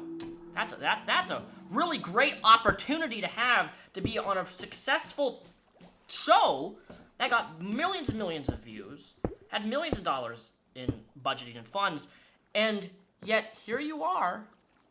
I can't manage. If you can't manage it, then you are responsible for making a schedule for what you can and can't manage. That's why when my agent came back to me and was like, they want you to do season 4, I said, dude, I can't. Like, it was not an enjoyable experience for me. I do not want to embarrass myself like that again. So then Joey and Daniel are like, please, we really want you to be a part of the show. We loved you in season 2. You looked beautiful. Like, you brought so much like shit to it. Tell us what you need to make you feel comfortable, and we'll make sure you have it. I also never begged or pleaded for Gabby to be a part of the show. Yes, I wanted her to be in it because she was my friend at the time. She was going through a lot of shit. A lot of people did not like her, still don't like her, but I was her friend and I wasn't seeing through the bullshit that everybody else was picking up on. And as a supportive friend, I wanted to give her this opportunity to be on a show that has thousands of fans, and the opportunity to be on this platform that has like a billboard and a lot of respect towards it. So, excuse me for giving you this opportunity, hiring you on a project that means so much to me. So I'm sorry that I was being a good friend and inviting you to be a part of something bigger, but go ahead, live in your delusional world. And I laid it out pretty clearly. In each meal, I need a protein, a carb, and a vegetable. I sent specific meals just so there was no like question. And I was promised that that would happen. That was important to me. I also brought up that I was extremely uncomfortable the first season. My dress was very restrictive. I couldn't lift my arms. Like, that gives me severe anxiety. Like, dude, I'm a very fragile person, I know. But that's my point, is like, I'm very forthcoming about that with pretty much everyone in my life, because I'm trying to set boundaries and communicate clearly. This is how I am feeling. If you still insist, because I'm working on that, but like, I don't respect my own boundaries. So if you insist and you're like, please do this, and I agree, and I'm giving you these very clear things that I need to meet my dietary restrictions, which, by the way, is not weird for any type of actor or talent on set to have a request like dietary needs. That's a very personal thing. Some people need vegan food on set, some people need gluten-free. I needed something that was fitting the needs of my eating disorder. Just like, you're a horrible, toxic person. And I'm like, was I? Because like, I feel like what happened is exactly what I told you was gonna happen. But that's why that was such an upsetting situation for me, because I was hearing that behind the scenes for a long time. And I was hearing that he was like playing out voice notes of me being upset that there wasn't like the proper food on set. Then you go into your eating disorder and the whole food situation. Every single person is sent a form days before we start filming to get people's medical information and their allergies and any food restrictions. Gabby didn't fill this out until the day we were on set. Miss Gabby, can we do a little BTS moment? How is she? Look at, she's got her yellow hair on. We're doing She's practicing her script. filling out my medical information. You're supposed to fill this out beforehand so we can get everything prepared and make sure that we have your dietary restrictions accounted for. So I don't understand how you expect things to be done for you when you don't do the work yourself. And I also would like to just take a minute to defend Daniel, who literally went above and beyond for not only you, but everybody else on set. He had a million things going on, and yet he still managed to have the time to go to Whole Foods and get you your 3 healthy meals that were so specific of like exactly what you needed, and yet you still didn't even eat them. You literally just left them out to rot. So what was it that you were actually trying to do, Gabby? Was it that you actually needed the healthy meals, or were you just trying to be difficult? Because I think you were just trying to be difficult and throw around some power. So here's the thing. Daniel Preda uploaded an hour-long video showing multiple text messages of things that she left out, and showed her how much they catered to her actual needs and demands. Because the whole rant about this is Daniel and Joey, and she's talking about how they didn't help her in the ways that she needed, they didn't cater to her demands and needs, even though she was forthcoming about these things. But then as more text messages are released of what actually went on behind the scenes, you'll realize you can't get on camera and whine about, my dress didn't fit, when you intentionally ignore or disregard the fact that people tried to meet up with you in order to get a proper size fitting. But you didn't show up. You had somebody drive all the way out to you just so you weren't available. Like, oh my God, you have an entire team of people all trying to work around you. That's not how it works. When you're on set with multiple people, it's a team thing. You're not a team, Gabby. You're a solo little narcissist. Like, I need this. I can't work around this. Well, everybody's working together as a team. You're going solo, and then you attempt to blame. I hate this. Then you attempt to blame them on your eating problem. Like, what? I couldn't deal with that either. Like, oh my God. The level of maintenance, and then you try to blame people for your own problems. It's like, wow, you know, take a little bit of accountability, which you do in this video, but then you also kind of project and deflect. Well, I acted this way because things weren't being taken the way that I wanted. When there's lots of other people all working together, making a team, and you're the only problem. If you're the one problem out of an entire group of people, maybe it's not them, it's you. But you know what's even more rich? Is that Roseanne responded to this. Roseanne made a Twitter post, which we're about to read through before we show any more footage of Gabby, Daniel, and Joey. And I don't know if you know who this is, but I've been subscribed to this lady for back when she had like 50,000 subscribers, and she makes baking videos. I have never in my life seen Rosanna ever respond to drama, ever, in the last decade. But she made a post, and this is what she had to say. Joey and Daniel were extremely patient and accommodating during filming Season 3 and Season 4 of Escape the Night. I personally witnessed them both try to take care of every single cast member more than any other set I've been on in over 14 years. They both even paid out of their own pocket to make sure we had the nicest trailer with everything we requested. The crew was also very professional, organized, and hardworking. I don't like drama, but Gabby's video paints an untruthful picture of what happened. Much of it is simply false. 1. Gabby did not come to the 3 wardrobe fittings before filming. At 2 of my fittings, I was told Gabby was supposed to be there that day, but didn't show up. She chose not to go at all, so the wardrobe department did their best to make your costume without even being able to see her. I, too, had some issues with my wardrobe, but was able to work with the production team to get them resolved at the fittings. 2. The entire cast was sent a dietary restrictions request form days before filming. Every single request I made on the form was taken care of by Joey and Daniel. I personally heard Gabby tell Joey the first day of filming, I didn't fill that out. I hope that's okay. Keep in mind, meals are ordered before production begins, so everything is ready ahead of time. That is the time to make dietary requests or bring your own food. 3. I also personally witnessed Daniel leaving set to go get Gabby any food that she wanted. There was also many healthy options, including a salad bar with protein. Despite all this, she blamed Joey multiple times for causing her eating disorder to come out. 4. During the photo shoot press day, long after the show wrapped shooting, Gabby called one of the female production assistants a dumb and walked off set without finishing her shoot. The reason? Because the crew member gave an updated shoot time that was 10 minutes different than she was originally told. 5. I also have ADHD, and I'm very familiar with the anxiety and stress it can cause. However, that is simply not an excuse to treat people like that and behave in that manner. I don't think Gabby realized that I could unfortunately hear many of the conversations she was having with Joey in production because my part of the trailer shared a paper-thin wall with Joey's. I did my best to avoid my private room for this reason, but from what I did hear, I can say I've never experienced someone talk like that. This is just a few of the falsehoods in her video, but I'll stop here. She was the most difficult, mean, and selfish person I've ever experienced on set. Oftentimes, exposing videos are produced in a way to leave out key details.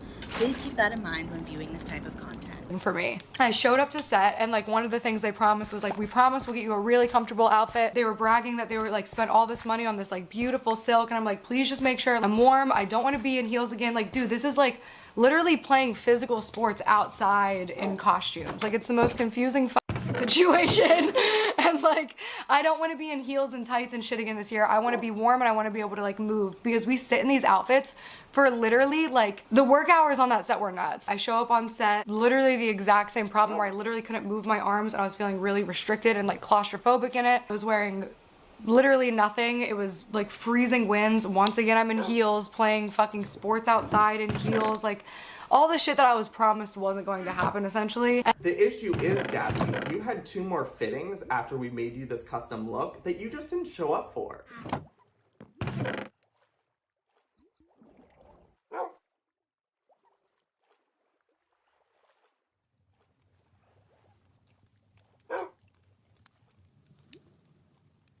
Even to the point where we offered to meet you at your music studio that you accepted, and when the costume designer, who was actually 9 months pregnant at the time, drove across town to go to your music studio, you stood her up.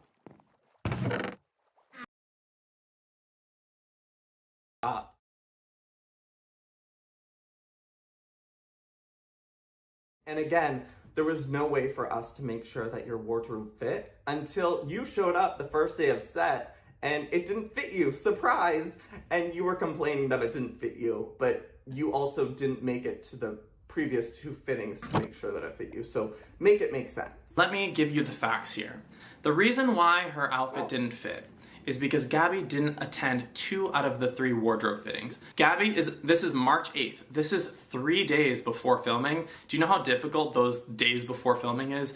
Everybody's stressed, everybody's freaking, it is crunch time. The way wardrobe works, it is done weeks before the show is supposed to start, not days. Gabby is officially on the shit list. Not only did she make who is 9 months pregnant, drive all the way to her studio in Porter Ranch today at 5 p.m., but she legit left early and isn't available all night to get fitted.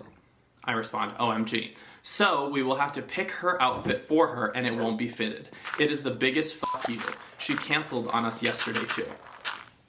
To get this text and to know that somebody is putting their schedule ahead of a massive production is extremely embarrassing to me, especially that I considered Gabby, I'm not gonna say I considered her a friend, I considered our relationship friendly, cordial, I was always kind to her, and it was just really shitty to hear that because everybody else somehow in their busy schedules. They asked me like, are you allergic to any metals when I was getting this costume, and I was like, I'm highly allergic to pretty much all metal except for like sterling silver, white gold. First day right off the bat, I'm wearing all of this fake huge chunky jewelry that did break me out in very like painful itchy hives all over my body, not just where it was. And you didn't respect the team enough to make those appointments, therefore, yeah, your outfit was a bit ill-fitting. Maybe it was a little tight, but guess what, sweetheart? That's your fault. If the necklace was causing irritation, which you're saying you're only allowed to wear sterling silver, the piece was sterling silver. So I'm very confused as to how you have pus and warts and growths or whatever all along your body. Nobody forced you to wear the necklace. The first time you had an irritation, you could have ripped the necklace off and thrown it into the woods and say, oops, I lost it.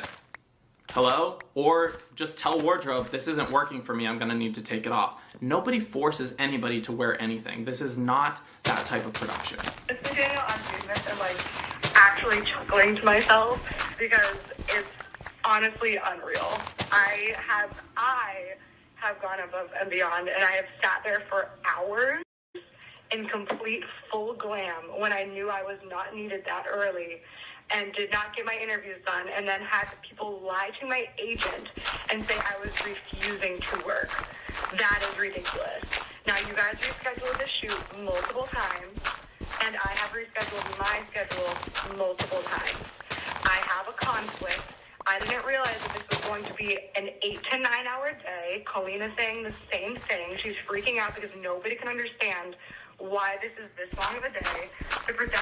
I'm gonna pause this right here for a sec. She doesn't know that Colleen is one of my best friends, and I was on the phone with her. Colleen knows exactly how this shoot works. She's had multiple shows of her own. She's toured the world. She's had a Netflix show. She knows exactly what key art shoots entail, and this was not a non-issue for her. She even brought her assistant Corey with her. He was handling things. Her whole family was there. She had her own little green room where she could breastfeed. So I'm not sure where she's thinking that lying using an amazing person like Colleen is gonna get her. I'm very confused here. Is extremely inefficient. I know that I'm going to go sit there for hours and hours and hours and hours when realistically it should take a couple of hours. I have something that I have scheduled, a project that I've already rescheduled multiple times now. I have to work around other people's schedules for that too. If you guys can't be flexible by 2 hours after the bullshit that you guys put me through, I would love to send you pictures of my back and the hives on my neck, my ears, and my chest, and the extreme bloody pussy breakouts I had when nobody listened to me about being allergic to jewelry. I'd like to send you the photos of the bruises and cuts from my bleeding wrist from the rope that you guys tied around my wrist. And I sat there for literally 35 to 40 minutes. I'm gonna pause it again. So during one of the scenes, Gabby was tied to a chair in the dining room of season 4, and there was somebody across the table from her that was also tied to a chair, and that was me. Every season I have a little Easter egg character. I was in full prosthesis. I was a caveman, a pretty gorgeous one if I do say so myself, and I was tied with that same rope. I was tied by the same person in the exact same way. This is stunt rope. It is not real rope. There were no cuts on me. Unfortunately, I did not show my wrist. I didn't take pictures. But you know what? Maybe her skin is extremely sensitive and maybe she was scratched up a bit, but there were no cuts, there was no pus, there was no bleeding of the wrists, and it was not 40 minutes long. We filmed maybe 3 takes and we filmed in about 20 minutes. So again, I'm just not seeing the connection here. When the cameramen weren't even in the room to film, I had to be sitting there tied up with not even prop rope, real actual rope that bruised and cut my fucking wrist. For no reason. Like, it's bullshit, Daniel. I have gone above and beyond for you guys. So for you to send me that message when I'm saying, hey, I need to come an hour or 2 later because I've already rescheduled this 3 times and I have to be there and I'm depending on other people, that to me is absolutely disrespectful. I feel so disrespected when the only things I've ever asked for was a costume to fit, which again... A costume to fit? And it didn't fit because you did not come to the wardrobe fittings, Gabby. And guess who else backs me up to verify that information? Rosanna Pansino. I'll pop it up here. She tweeted on Twitter. She did not attend 2 out of the 3 of her fittings, and then she made a grown woman who is 9 months pregnant come to her music studio in Porter Ranch, which is a ways out of Los Angeles, and fit her, and then she still left early. So there's your reasoning there. This year it did not. And to be warm when everybody else is running around in... You had the option to be warm. You were given the option for a large overcoat, but you did not want to wear that because you wanted the beautiful garment to be seen. Fur and coats, and I'm in a sheer silk garb that was being specifically made for me so that I could have warm. To wear jewelry that I'm not allergic to, that I don't have... The jewelry situation, I'm not talking about this again. If you didn't want to wear the necklace, you didn't have to. And pussy things going up and down my back. Also, there's a cream for that. Back in my neck and my ears, and to have healthy meals. You guys, I've given all the receipts about the meals. This is a fabrication. And by the end of the first day, I'm like, okay, there's literally no healthy food. There was like a taco on a flour tortilla with cheese. I like pulled Daniel aside and I was like, I understand it's the first day, but like, please make sure that there's like the proper food tomorrow. But it was the last day. And don't get me wrong, I was like bitching the whole time. So here are some clips of the trailer and the first day. Here it is. There's a kitchen, living room, little vanity area there in the back. And over here is a bedroom. There's a shower if you want to take a shower. Bedroom here, and a toilet. So actually on productions, especially with cast trailers, they aren't this nice.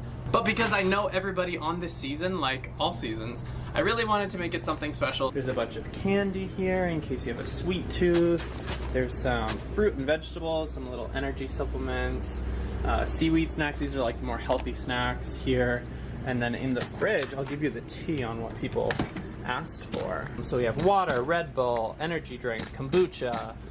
Colleen literally only wanted Coke. We have fruit plates, veggie plate. J-Storm wanted protein drinks. As you can see, sweetie, that trailer is stunning.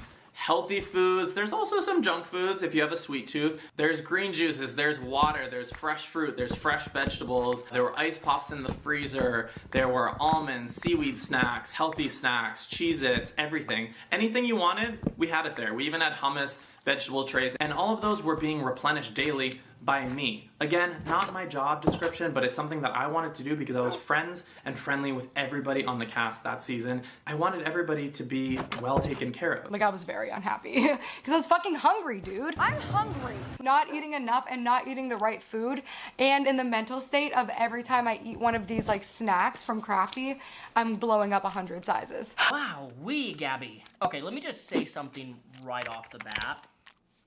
If this is such a terrible experience, if they are not catering to what you need, how about you take one extra step and you put together a small little lunch bag of the requirements that you need and you bring it to set, okay? What's like, does that not cross your mind that you can bring your own snacks, your own foods, the things that you specifically need, even though they went out of their way to try to provide those things for you, and they did, but you still were not satisfied? Like, holy moly guacamole, Batman. Oh, I ate a snack. Oh, I ate a snack.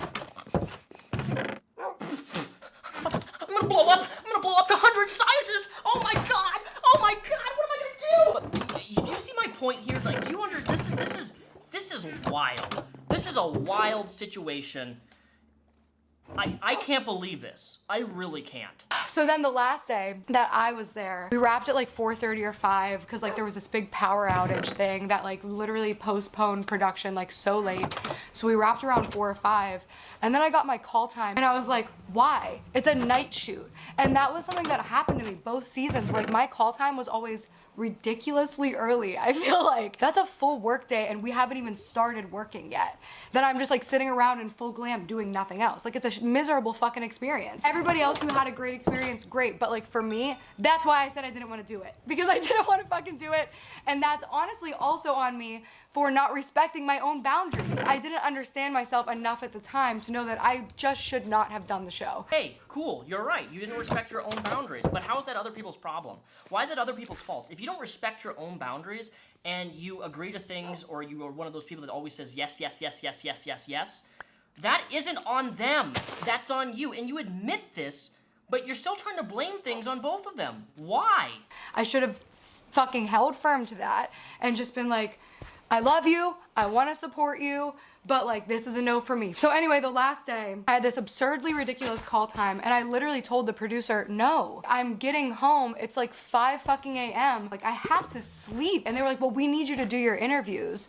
And that was this other, dude, it was crazy making because literally they would have me do my hair and makeup early and I'd be sitting there because like we need to do interviews, which was like the fake reality TV portion of the show. I still don't understand the show dead ass, but there's like a reality TV portion of it where we were like playing these characters, but like it's us. I don't really know. They'd say it was for interviews and then I'd be sitting there waiting and nobody would come get me to do the interviews. So I was like, what the fuck? But then what was worse than that, they would keep coming up to me and being like, Gabby, okay, are you ready to do interviews? And I'd be like, yeah. And they'd be like, okay, stay put, don't leave, we'll be right back. And then they'd leave and then nobody would come back. So I'd literally just be sitting there for fucking ever.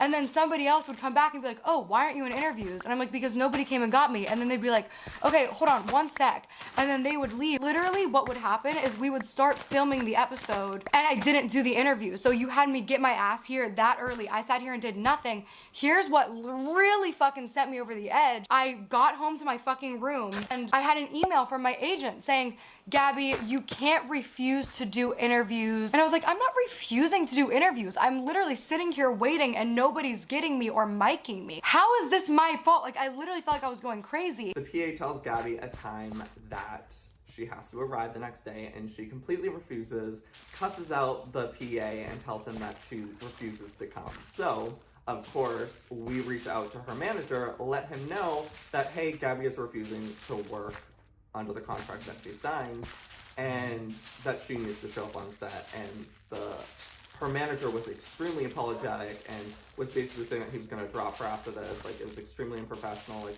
he's had so many issues with her. And so she did. She showed up on set the next day, but the director and I met and were like, okay, this is not it. We need to kill her off the show as soon as possible so it can be a peaceful set, because she was causing so much chaos that we just needed to get rid of her. This is how I act when I'm upset. Like, this right now, my level's already up. Imagine like being there and being like, what the fuck are you talking about? I'm waiting, I'm right here waiting for my interview. This is my fault. The entire production team, literally nobody just came. I'm sitting in the hair and makeup trailer or in the green room. I was nowhere else because there was literally nowhere else to go. You were either in the hair and makeup trailer or you were in the green room. So like, whose fault is it that I didn't do interviews? Like, what do you want me to do? Oh my God. Anyway, so 4 p.m. the last day I was there till 7. The whole interviews thing is there. I'm still sitting there waiting to do interviews. The interviews don't get fucking done. At 4 p.m., I was like, hey, can I get some food to one of the producers? And they said, the kitchen doesn't open till 5. And I was like, what? I've been here all day and there's nothing but snacks available. Like, this is fucking nuts, dude. So I blew up at the director. I blew up at probably Daniel and not Joey. I was very careful not to blow up at Joey, but I blew up at Daniel because Daniel was the producer and he was also the person who promised me that he personally would take care of my meals. It just turned into this thing of like, Gabby's a diva. And then I talked to Joey and then they lied to me and said that they wanted me to stay because I was like, dude, do you want to kill me off? They're like, no, like, we want you to stay. And then I had heard one of the producers let it slip that they were like killing me off. And then I asked Joey again, like, are you killing me off? He said no to me again. And then it turns out that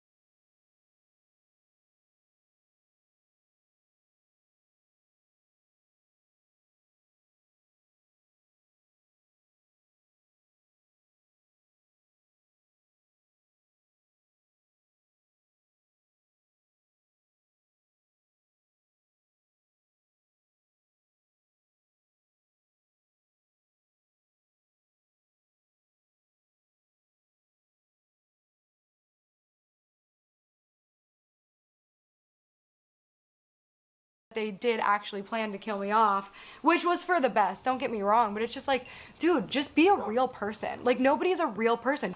You know, like, whatever. So anyways, the next day, I believe it was the next day, I texted Daniel and Joey and I sent them this apology where I was like, I really did not want this to be a bad experience. I'm so sorry if I like ruined this experience for you. I'm so grateful that you like trusted me with this and that you wanted me to be a part of it. I wish I could have been better at doing this and expressing myself. But then I also wanted to express myself, which is I really didn't want it to get to this point. Just basically saying, this is why I got here. I do think we need to like stop with this idea that like apologies have to be one way, because we were both wrong.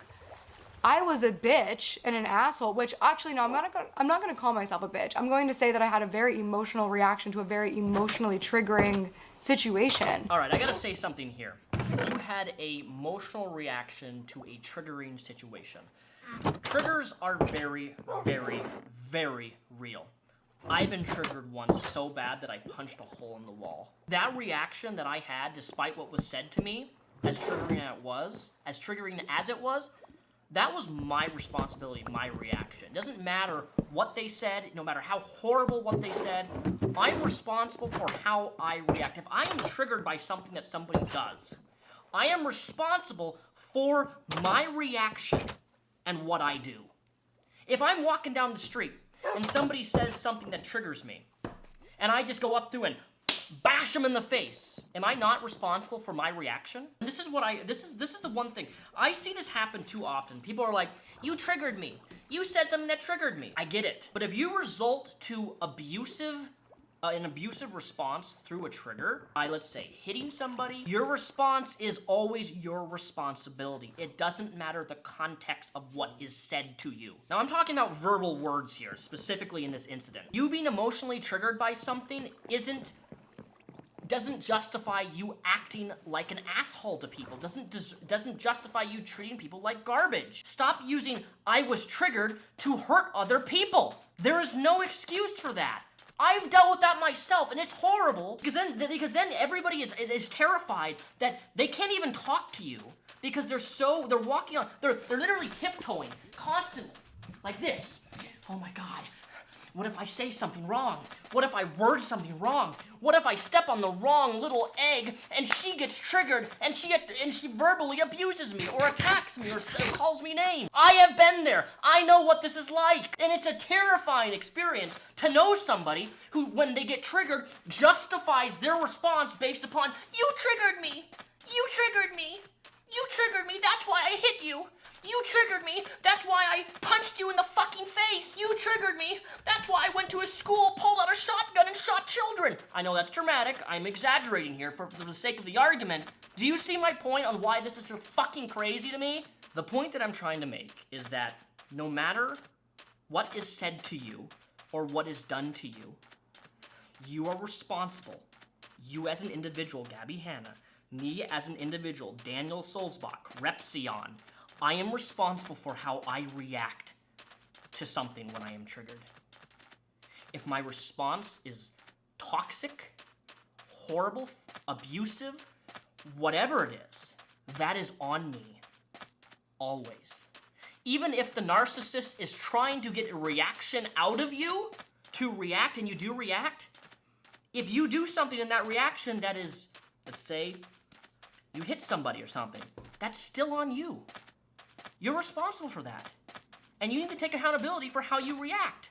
And if somebody is truly emotionally triggering you all the time, then you need to disengage with them, disassociate with them, cut contact with them, don't be friends with them. Whatever you gotta do to disassociate from that environment, you do you, boo. But don't justify abuse because you were triggered. That I could have handled myself better, 100%. And it's embarrassing, and that's why I apologize for it. But like, to not apologize back, to not take ownership of anything that you did to contribute to that. Like, dude, you didn't respect me as a person, as a friend, as a creator, as a talent on your show. Like, how unprofessional and gross is it? Gloss over this because it was actually so fucked. I reached out to Daniel because he tweeted something about Santa's naughty list not coming to the Christmas party this year or something. It's an annual Christmas party. I've been invited the last couple years. When I saw that was around drama, so then I reached out to Daniel and I was like, dude, it's totally okay if you can't invite me to your party. I totally totally understand if you don't want to be associated. And he was like, no girl, not you, like Trisha, she's the problem. And then I literally went and bought the secret exchange white elephant gift. Like, it's a $50 gift every year. I went and got the gift because he literally told me I'm invited to the party. And then I see Snapchats and Instagram stories about that. That's whatever. I apologized to you, you accepted it, and then the second it was popular to throw me under the bus, you threw me under the bus. Like, there's no other way around that, because you're either being fake then and pretending to like me for content or followers or to be on your fucking billboard, or you're being fake now when you threw me under the bus the second you felt like it was safe because so many people were doing it. I took ownership for my mistake of that to you personally, both Joey and Daniel. I texted Joey and I was like, dude, I wish you would have just talked to me. Like, I thought we were past this. So then he told me that he accepted my apology then, but then he decided he didn't accept it, which is fine. If you want to unaccept your apology, it's weird, but do you. I guess that's your right.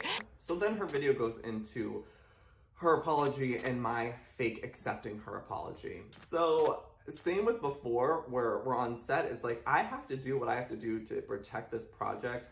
And by accepting your apology was me protecting the project. You're pretty unstable and I don't know what to expect from you. So I'd rather pretend that we're good than actually deal with the craziness that you bring. I don't think you realize this, Gabby. Maybe you do, but you're scary.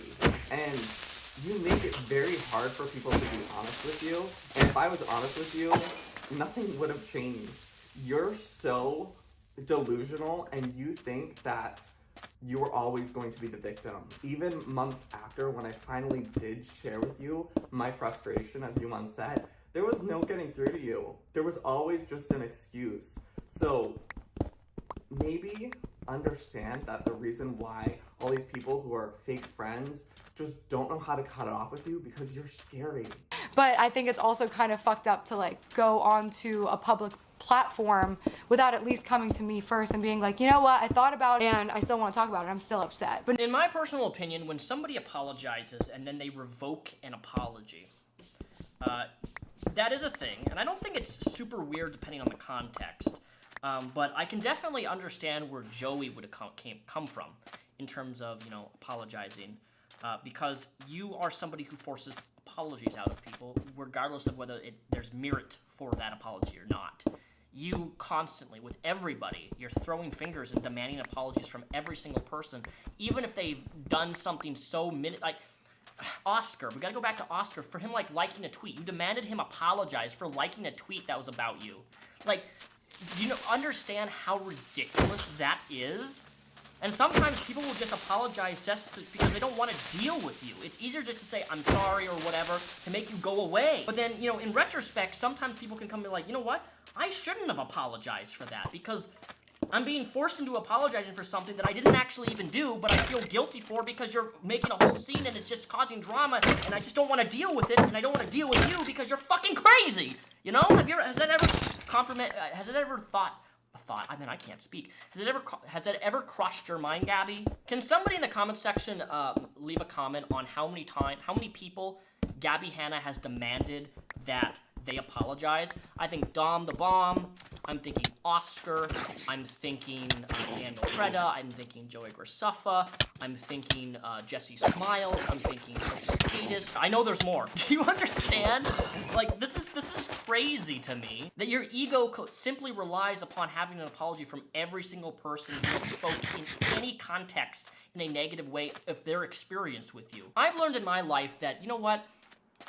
Sometimes getting an apology from somebody isn't worth it. Demanding an apology just isn't worth it. You have to learn to let things go. Even if people are horrible to you and have done horrendous things to you. Sure, would an apology be nice? Sure. Is it necessary? No. Move on. You have to move on. You can't live a life of constantly like, I deserve this, I deserve that, I deserve this, I deserve...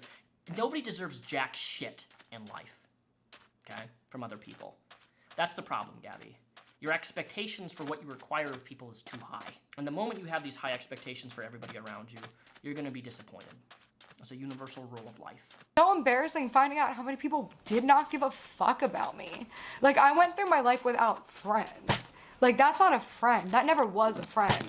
That was somebody who never liked me, never cared about me, and also caused a lot of fucking drama in my life. Constantly coming back to my ear about like, this person said this person said this, like planting shit in my head that caused me like real drama and repercussions and shit. Like, it just sucks, dude. I'm tired of like the fake woke conversations about like, we care, like about mental health and we want to protect people. Like, no, dude, because this is mental health. Let's normalize respecting people's boundaries. I'm doing my part the best I can. I'm trying to work on myself and I'm trying to communicate clearly what I need. And then to just like, whatever, dude. You get the point. Wow.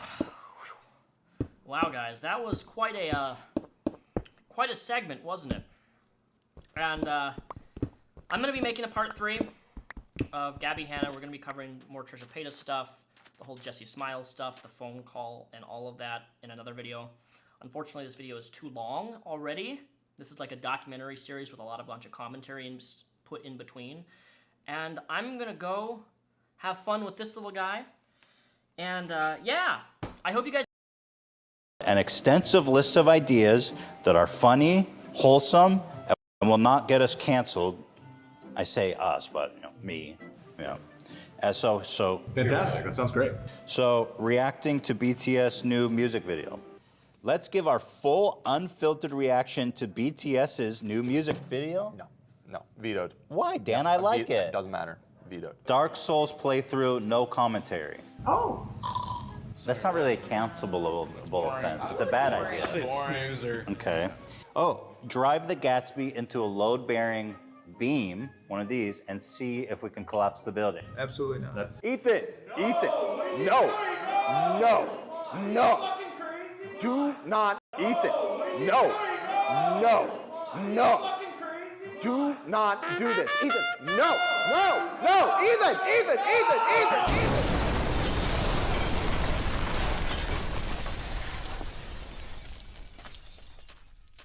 You have good insurance? Maybe a liability. That's not a real thing. No.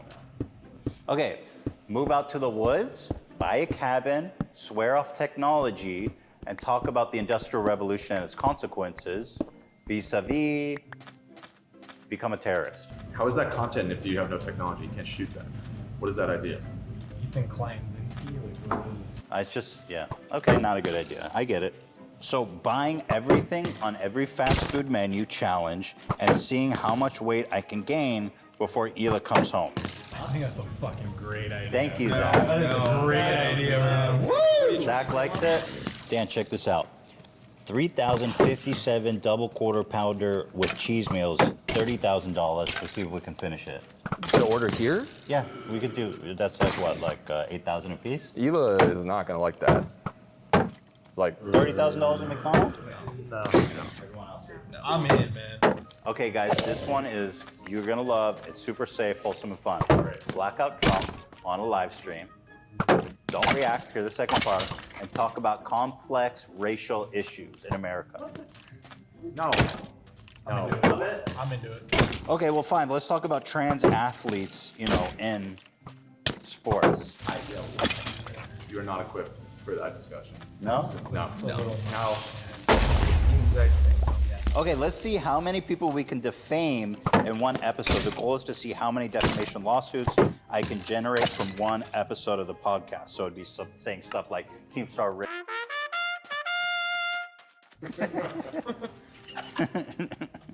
Oh, euthanize Ian. We'll put you to death. No. We'll euthanize Ian. No. I mean, we do have the robot.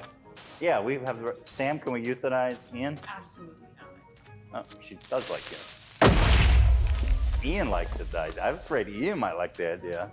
Do I get a bonus? Sure. Yeah, whatever you want after you're dead. Okay, Catholic Church, all the scandals of the Catholic Church. You know what I'm saying? There's a lot to unpack there. I know exactly what you're saying. Boy Scouts. Nope. Country themed episode. I do my country voice for an entire episode. Oh my god. Fuck yeah, man. That sounds like hell. I'm in, man. Literal hell. Okay, YouTube boxing matches are super popular right now. Here's someone I feel like would generate a lot of hype and who would be a good challenge for me. Ryan Toys reviews boxing match. He's a with child. me. He's a kid. Isn't he He's five? a little child. Is he 5? I don't know. He's got a huge YouTube channel. You're What gonna about beat up a child? Yeah, I mean, What is this idea? for views. Why? I just feel bad. Ooh. Start an H3 Snapchat to connect with our younger fans. Under 8, you have a lot of people under 18 on Snapchat. Those are really good people to watch the show. I'll say, hey, go to people under age and say, hey, add me on Snapchat, see what happens. Okay, this one might actually be an international crime, but I'm gonna pitch it to you. Hiring Chinese hackers to DDoS Triller. Is that a crime? No, like to shut down the service? Yeah, no, that's definitely a crime. It is? Yeah. I feel like it's gonna shut down on its own, so. Right, that's fair. Okay, Ryan Kavanaugh, pinata / burning an effigy. Is that too far? Like build a like-size model of Ryan Kavanaugh in wood, straw, set it on fire? I think it's like 5 steps too far. Zach likes it. Of course he does. Dude, you guys this is tough. You guys are a tough crowd. I mean, this is okay. Go to Japan, Suicide Forest. Go into the Suicide Forest. Ethan, come on. Make a vlog. See what happens. You don't know what you find there. Yeah, we know. You do know what you find there. Well, yeah. Maybe that's the point. Dude, you guys have got to toss me a bone here. Okay, fine. Being wholesome, exercising, and eating healthy the entire time while Hila's gone to surprise her when she gets here. Oh, that sounds really nice. I like that. Psych! Psych? Okay. We're gonna befriend Tati Westbrooks, gain her trust, become friends with her, have her over the house, meet her husband, we're good friends. And then when she least expects it, promote Sugar Bear hair vitamins. Boom! Let's go! Come on! That didn't end well for the last Come on! My sister was very sorry after that. So. Burning down my house for insurance money. What? 8-part docuseries on Shane to give him a redemption arc. Making FupaCoin real, pull the rug, make a bunch of money. I'm into that one. Yeah, I mean, you guys all benefit from that. No, we don't. Make a puzzle with a QR code, sell it, and nobody wins but me. That is a scam. You're describing a scam. But a smart business move. Not smart. Okay, so I don't know what you guys don't like about the getting drunk and the race. Whoa. Okay. I mean, I really think that the Catholic Church one has legs and You wanted to euthanize me? Hey, come on, you guys. Okay. So does this mean you guys don't like my ideas? Because, Ideas suck. there are some legs here. No. I mean, defamation speedrun definitely is interesting. I mean, nobody's ever done that before where you can get defamed as much as possible. I mean, as long as we do have Ian's permission, we can euthanize him. Nope, you got a show to do. All right, that's as far as we can go. Guys? Don't need help. Hate my ideas. I got good ideas. I'm an ideas man. I don't need them to do the show. I'm gonna do this show by myself.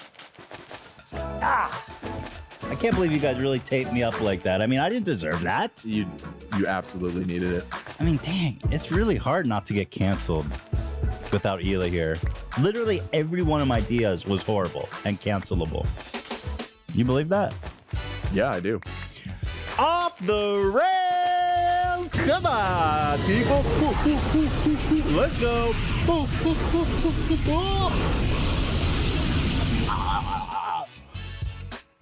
That soundbite ends a little abruptly, Zach. You need to fade it out. Today's episode is sponsored by Canva, Credit Karma Money, MeUndiesStamps.com, and Shady Rays. And yes, Ryan Kavanaugh, I do know you're counting our sponsors. We have 5. And no, you are not going to get any of that money. Speaking of Ryan Kavanaugh, friend of the show, we made this first of all, Ryan Kavanaugh, the guy who's suing me from Triller, infringing my First Amendment right. We just crunched the numbers. You know how there's these celebrity lookalikes? Ryan, your celebrity lookalike is Harvey Weinstein. I'm just saying that you guys, we've been having a debate. Does Ryan Kavanaugh look like Harvey Weinstein? A lot of you guys have been saying you don't see the resemblance. I do not. It's a big stretch. I'm sorry. It's not. Show it again. The more I see him, the more I start to see it. Look at the resemblance. He totally fucking does. It's dude, middle-aged white guys. How dare you? I mean, I'm sorry. I don't know. I just don't to see be it. clear, He looks closer than any of us look. That's very true. Yeah. Of all of us, were to stand next to Harvey Weinstein. Oh, please. You think I have resemblance to Harvey Weinstein? Get out of here. I see it in his forehead, his eyes, his beard, his whole face, shape of his face. Yeah. Also, like his profession. I mean, he's a big-time movie producer, or he was before he bankrupted his company. Right. Yeah. Which I believe the Weinstein Company is having some financial issues as well. So there is a Thank you, Dan. Yeah. For very different reasons. For very different reasons, yes. We love Dan. I'm not accusing Ryan Kavanaugh, the guy who's suing me from Chiller, of sexual impropriety. I just think they look similar. That's all. Just to make that clear. Oh, you know what? We have to do an ad read at the top of the show, so bear with us here 1 sec, because we got Shady Rays. Look at these sunglasses. So hot, so stylish. Let me tell you about Shady Rays. While I'm doing that, why don't you go show off your specs? We are all hooked up with Shady Rays. Here's the deal with Shady Rays. High-quality shades that are just straight up less expensive than the name brands, because they own the distribution. They have put it online. They have mastered the means of production. They've got one of the best warranties in the sunglass industry. If you lose or break it, boom, they're going to replace it for you. No questions asked. That's hot. Wow. That's unbelievable. Wow. And you know what else they do? They donate 10 meals to fight hunger in America with every order. Come on. Shady Rays. They start at just $48. They have a bunch of fantastic styles, and you're just going to be getting that super high-end quality for a fraction of the price with the craziest warranty. And they're going to be donating money to hungry people in America, so it pretty much is a perfect trifecta. Exclusive for our listeners, Shady Rays is running their deepest deal of the season, 50% off all shades. Excuse me? What? Let me put these back on. Use code H50 for 50% off any pair of sunglasses at shadyrays.com. You can get a premium polarized pair of shades for Thank you. Obligatory, we have a fantastic episode today. Just throw that out there. It's true. It's true. CoffeeZilla, the guy who's been putting together this whole investigation into the crypto schemes being run by FaZe and all these guys. Fantastic. So we're going to talk to him about it. Logan Paul. One of our big stories today is about how Logan Paul has perpetuated such a huge crypto scam. It's on the level of like Pro Syndicate and T Martin CSGO lottery, because he owns this. He made it, and he's pretending like he doesn't know what it is, allegedly. But the evidence is clearly there. Correct. Yeah. Anyway. I'm a strawberry. Thank you, Logan. This has now been, when did Hila leave? This has been like, She left on Sunday, and it's, what fucking day is it? It's Wednesday. It's Wednesday, my dude. Not even close to a week. It feels like it's been forever. It's so weird being in the house without Hila and Theodore. It's dominated my life. It's like you come home, it's Theodore time, and it's so freaking quiet, So quiet. You get a little spook magooked? No, not spook. No, I haven't been spook magooked. Just feeling lonely and bored when I'm not working. I could come over. We play some video games, or? No, I'm not that desperate. Oh, damn. Thank you, though, for offering. Give it a few more days. Maybe. Yeah, in a few days, I'll be calling AB to come and keep me company. Not that I wouldn't want to hang out with you. It's just there is a certain, boss, employee. If you fire me, we can hang out. Right. What kind of logic is that? It's like the office romance where it's like, if you fire me, we can be together. Right. Just think about it. I like you as an employee. Okay. Thank you. Not a lover, an employee. Ian, I would fire to hang out with. Ian, do you want me to fire you so we can be friends? I mean, I appreciate that. Thank you. So is that a no or yes? I'll keep my job. Keep the job. Let's keep it professional. Daddy. Let's keep it, yeah. Okay. But anyway, it's been so quiet, You think that Hila thought I'd be having so much fun at home. She's like, oh, he's going to play video games and watch anime. I sit there because I've been working a lot. So I'm busy all day, work till like 8 or 9 o'clock. and I sit down. There's nothing to watch on the TV. There's nobody to talk to. Last night I tried to order a pizza. The fucking weird, dude, I swear to God, bro. Postmates scammed me. Maybe not Postmates, but the driver itself. Tell me if you ever heard of anything like this. It was so fucked up. It was probably a good thing because I ordered a big ass pizza for myself. Like a big fucking, like a $60 pizza. Not good. But anyway, Hila, don't listen to this. Probably do that tonight, but Hila, don't.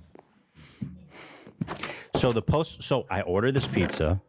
It says it's going to arrive in like an hour and a half, I guess, because it's busy. So then all of a sudden, I'm watching the driver. They say they picked up the pizza. It's like a 30-minute drive. Then all of a sudden, I live in a guarded community, so they have to go to the guard to get permission to enter the community. But then all of a sudden on the app, it shows the car is magically like an hour ahead of schedule in front of my house. And I don't know if you guys have seen this, but it gives like an 8-minute warning if you don't contact your driver. I had never seen that. The driver texts me. He says, I can't find your door.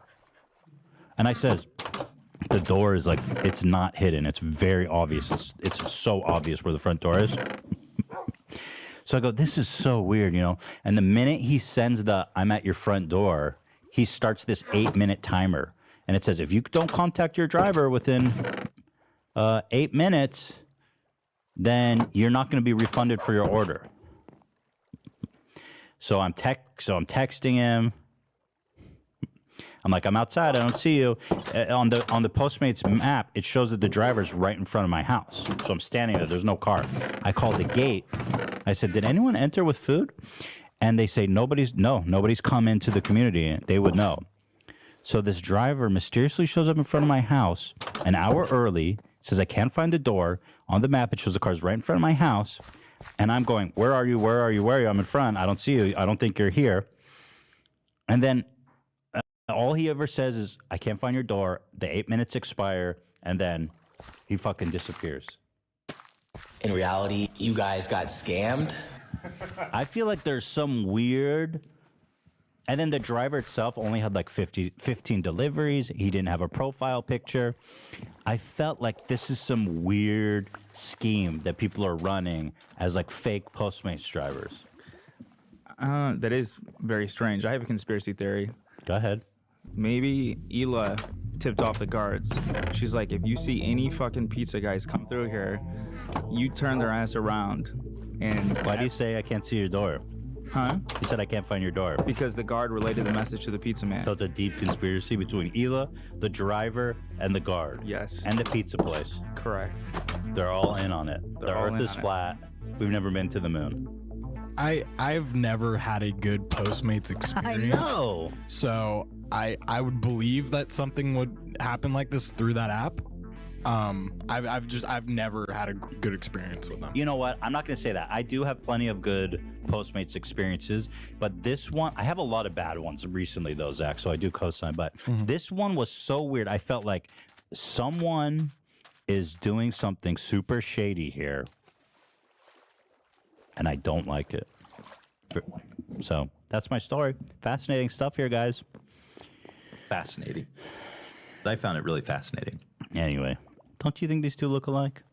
I mean, Harvey's got a little extra weight. I think that's the only difference. Like if Ryan gained maybe like 50 pounds, there'd be literally Ryan no has difference. red hair. Well, Harvey has kind of reddish, like light hair too. No. Yes. No. Yes. No. How do you not see it? It's the same person. CoffeeZilla's gonna be calling in 30 minutes. That's gonna be fun. Should you ask CoffeeZilla about the pizza scam, you think? He's kind of like the scamp buster guy. It's a little deep cut. Seems like it was a me problem. User error at this point.